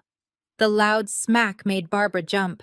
"Inside that folder is a complete and undeniable financial audit of your personal and corporate accounts," I announced, my voice devoid of any warmth or hesitation. You gave David administrative access to the real estate company when you gifted him a fabricated vice president title. You trusted your golden boy to manage the wealth you spent 4 decades building. Thomas scoffed, trying to maintain his arrogant posture, but a flicker of genuine uncertainty crossed his eyes. David is a brilliant manager, Thomas spat. He has leveraged our assets perfectly to support this new venture. He certainly leveraged your assets, I agreed, nodding slowly. He leveraged them right into his wife's failing vanity project. Over the past 24 months, David and Jasmine have systematically embezzled exactly $800,000 directly out of your private retirement portfolios and corporate operating funds. They masked the massive theft under fabricated consulting fees and fake property staging invoices. The salon erupted into frantic whispers. Jasmine's hands flew to her mouth on the stage, her eyes wide with absolute terror. She knew the secret was finally out. "That is a complete lie," Barbara gasped, gripping the edge of the table. "David would never steal from us. We gave them whatever they needed." "You gave them a $2 million mansion, and they still needed more," I corrected mercilessly. "Jasmine is drowning in high-interest predatory loans and aggressive vendor lawsuits. Your son has been secretly draining every single penny you own just to keep her creditors from shutting this place down. Your retirement accounts are completely empty. Your corporate liquidity is gone. They bled you entirely dry." Thomas shook his head frantically, his face turning a sickly shade of gray. He reached for the folder, his trembling fingers fumbling with the cover. "No," he muttered, scanning the top page of the bank ledgers. "No, this cannot be right. My accountant would have warned me." "Your accountant only sees what David allows him to see," I stated coldly. "But the embezzlement is not even the worst part, Thomas. When you drain corporate operating cash and liquidate retirement portfolios, you lose the ability to service your hard assets." I took a step closer, ensuring they could look directly into my eyes as I delivered the final devastating blow. "Because of the massive, unauthorized hemorrhage David caused, your primary accounts have been overdrawn for weeks. You have missed 3 consecutive payments on your primary mortgage. I pulled the county property tax database this morning. The sprawling suburban estate you proudly brag about, the house where you demanded I get on my knees and apologize to a child abuser, was officially placed on the bank's active pre-foreclosure list at 8 o'clock this morning." The words struck them with the kinetic force of a speeding train. The wealthy socialites standing nearby gasped collectively, stepping even further away from my parents. The illusion of their massive wealth was instantly shattered, replaced by the humiliating reality of impending homelessness. Barbara let out a sharp, strangled cry. Her knees buckled completely, giving way under the crushing weight of the revelation. She physically collapsed, hitting the polished floor with a dull thud. Her designer dress pooled around her as she began to sob uncontrollably, clutching her chest as if she could not draw breath. Thomas did not even try to catch her. He stumbled backward, his hands desperately gripping the edge of the VIP table to keep from falling. His mouth hung open, a silent scream of absolute financial devastation trapped in his throat. They were defending the very people who had secretly bankrupted them, and the shockwave of that betrayal broke them completely. They had sacrificed their loyal daughter to protect a pair of greedy, manipulative predators. Now they were left with absolutely nothing. The heavy, suffocating silence that had blanketed the salon was suddenly pierced by the sharp, unmistakable wail of approaching sirens.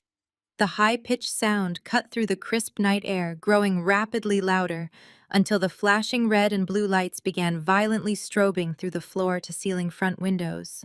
The rhythmic flashing washed over the crystal chandeliers, casting harsh, frantic shadows across the faces of the terrified guests. Thomas slowly raised his head from the table, his eyes bloodshot and wide with panic. Barbara stopped sobbing for a fraction of a second, her breath hitching in her throat as she stared blankly at the revolving lights. They both looked at me with a pathetic glimmer of hope, hoping this was just a coincidence, a random police patrol passing by their affluent gathering. I did not offer them a single ounce of comfort. I simply checked my watch, verifying the exact time. The timing was absolutely flawless. Jasmine scrambled backward on the stage, her high heels catching on the hem of her silver gown. She looked like a trapped animal, desperately scanning the room for an exit that did not exist. David finally managed to peel his face away from the drywall, turning his head just enough to see the squad cars pulling into the valet zone. He let out a low, pathetic whimper under Daniel's forearm. I had not spent my entire day merely creating a dramatic slideshow for a party. I am an auditor, and auditors do not just present findings to the board. They hand the evidence directly to the regulatory authorities.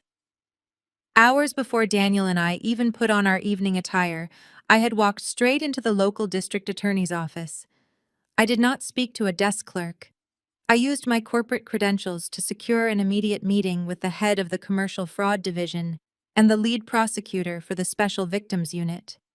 I handed them the official medical documentation of the physical assault on my 8-year-old daughter, along with the undeniable forensic paper trail of the $3,000 wire transfer from Crown Heritage Extensions. When you provide a prosecutor with a medically verified child abuse report explicitly linked to commercial exploitation and interstate wire fraud, they do not wait around. They secure a warrant. The heavy glass doors of the luxury salon swung open with a violent crash. Half a dozen uniformed police officers stepped into the venue, their presence instantly shattering the last remaining fragments of Jasmine's glamorous illusion. The elite country club members scrambled backward, pressing themselves against the walls to clear a wide path for the authorities. The officers moved with coordinated tactical efficiency. They did not ask for the manager. They did not politely inquire about the disturbance. They walked straight down the center aisle, their eyes locked onto the stage. Jasmine let out a piercing, guttural scream. She scrambled behind the sleek acrylic podium, trying to shield herself from the inevitable. The lead officer, a tall, imposing woman with a deeply stern expression, stepped onto the stage and bypassed the podium entirely. She grabbed Jasmine by the arm, pulling her roughly into the center of the platform. Jasmine Williams, the officer announced, her voice booming with absolute legal authority. You are under arrest for the physical assault of a minor, child endangerment, and commercial exploitation of a minor for profit. You have the right to remain silent. No! Jasmine shrieked, thrashing wildly against the officer's grip. You cannot do this. I am a business owner.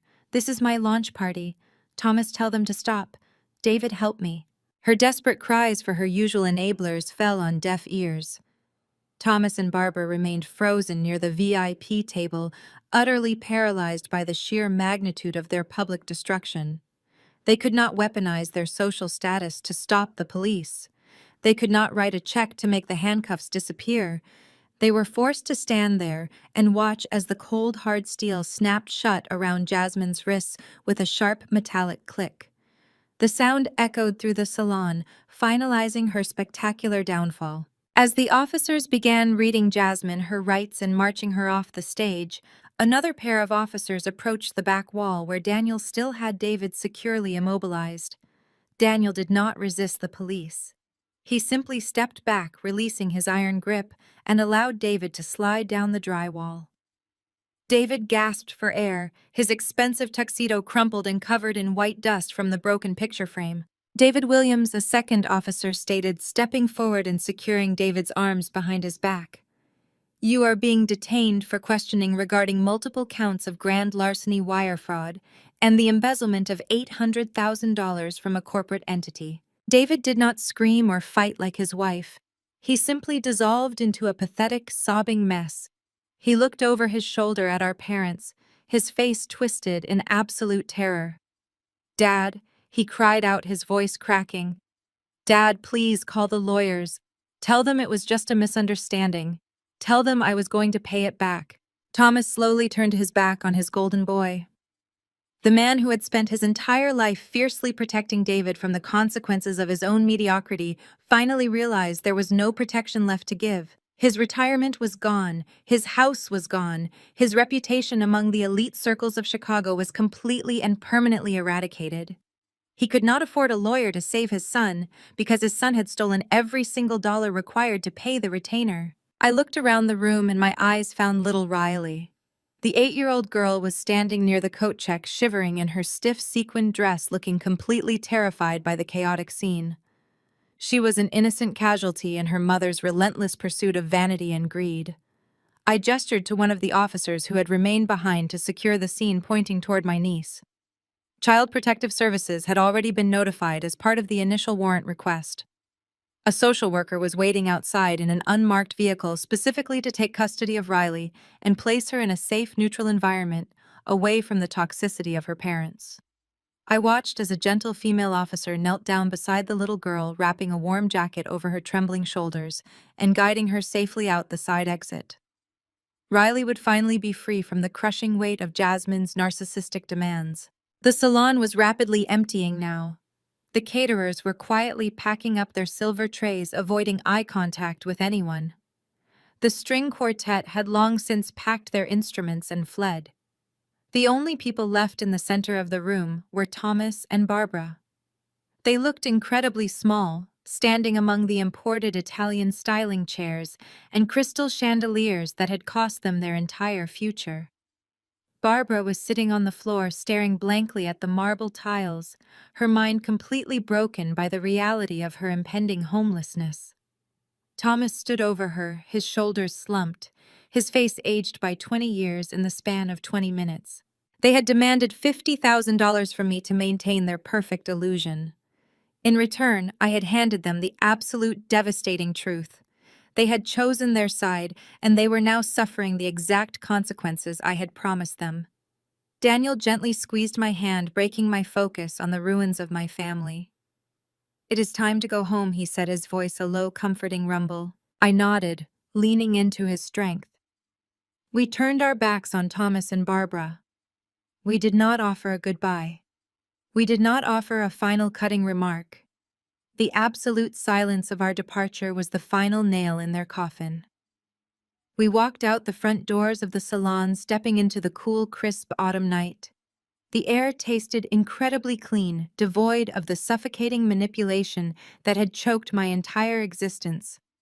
The police cruisers were already pulling away, their sirens fading into the distance, carrying my abusers to their new reality. The absolute destruction of their toxic empire was complete. The story of Monica powerfully illustrates that sharing DNA does not grant anyone a free pass to inflict harm, and true protection sometimes requires severing ties with those we are conditioned to trust. For generations, society has perpetuated the myth that family is an unbreakable bond requiring endless patience and unconditional forgiveness. However, this narrative often becomes a prison for victims of emotional and physical abuse. When Monica discovered her daughter had been maliciously harmed by her aunt, her parents demanded she suppress her rightful anger to preserve their fragile social facade. This harrowing situation reveals a profound truth: toxic enablers will readily sacrifice an innocent child to quickly protect their own comfortable delusions. The lesson here is not about seeking blind revenge, but about the absolute necessity of enforcing ironclad boundaries. Monica systematically dismantling her family and their fraudulent empire demonstrates that the most effective response to narcissistic abuse is not emotional engagement, but the cold, systematic application of truth and consequence. True family is defined by mutual respect, safety, and unwavering support, not by a shared last name. We must grant ourselves the permission to walk away from abusers, even if they sit at our Thanksgiving tables. Breaking the cycle of generational toxicity requires the courage to stop accepting apologies that are never followed by changed behavior. By choosing to prioritize her child and safety over her parents' toxic approval, Monica transformed her narrative from one of silent endurance into one of empowered liberation. She proved that ending a relationship with toxic relatives is not an act of cruelty, but an act of profound self-love and maternal protection. If you found immense value in this specific reflection today, please share it with anyone who desperately needs the necessary courage to clearly set firm boundaries right now, and subscribe.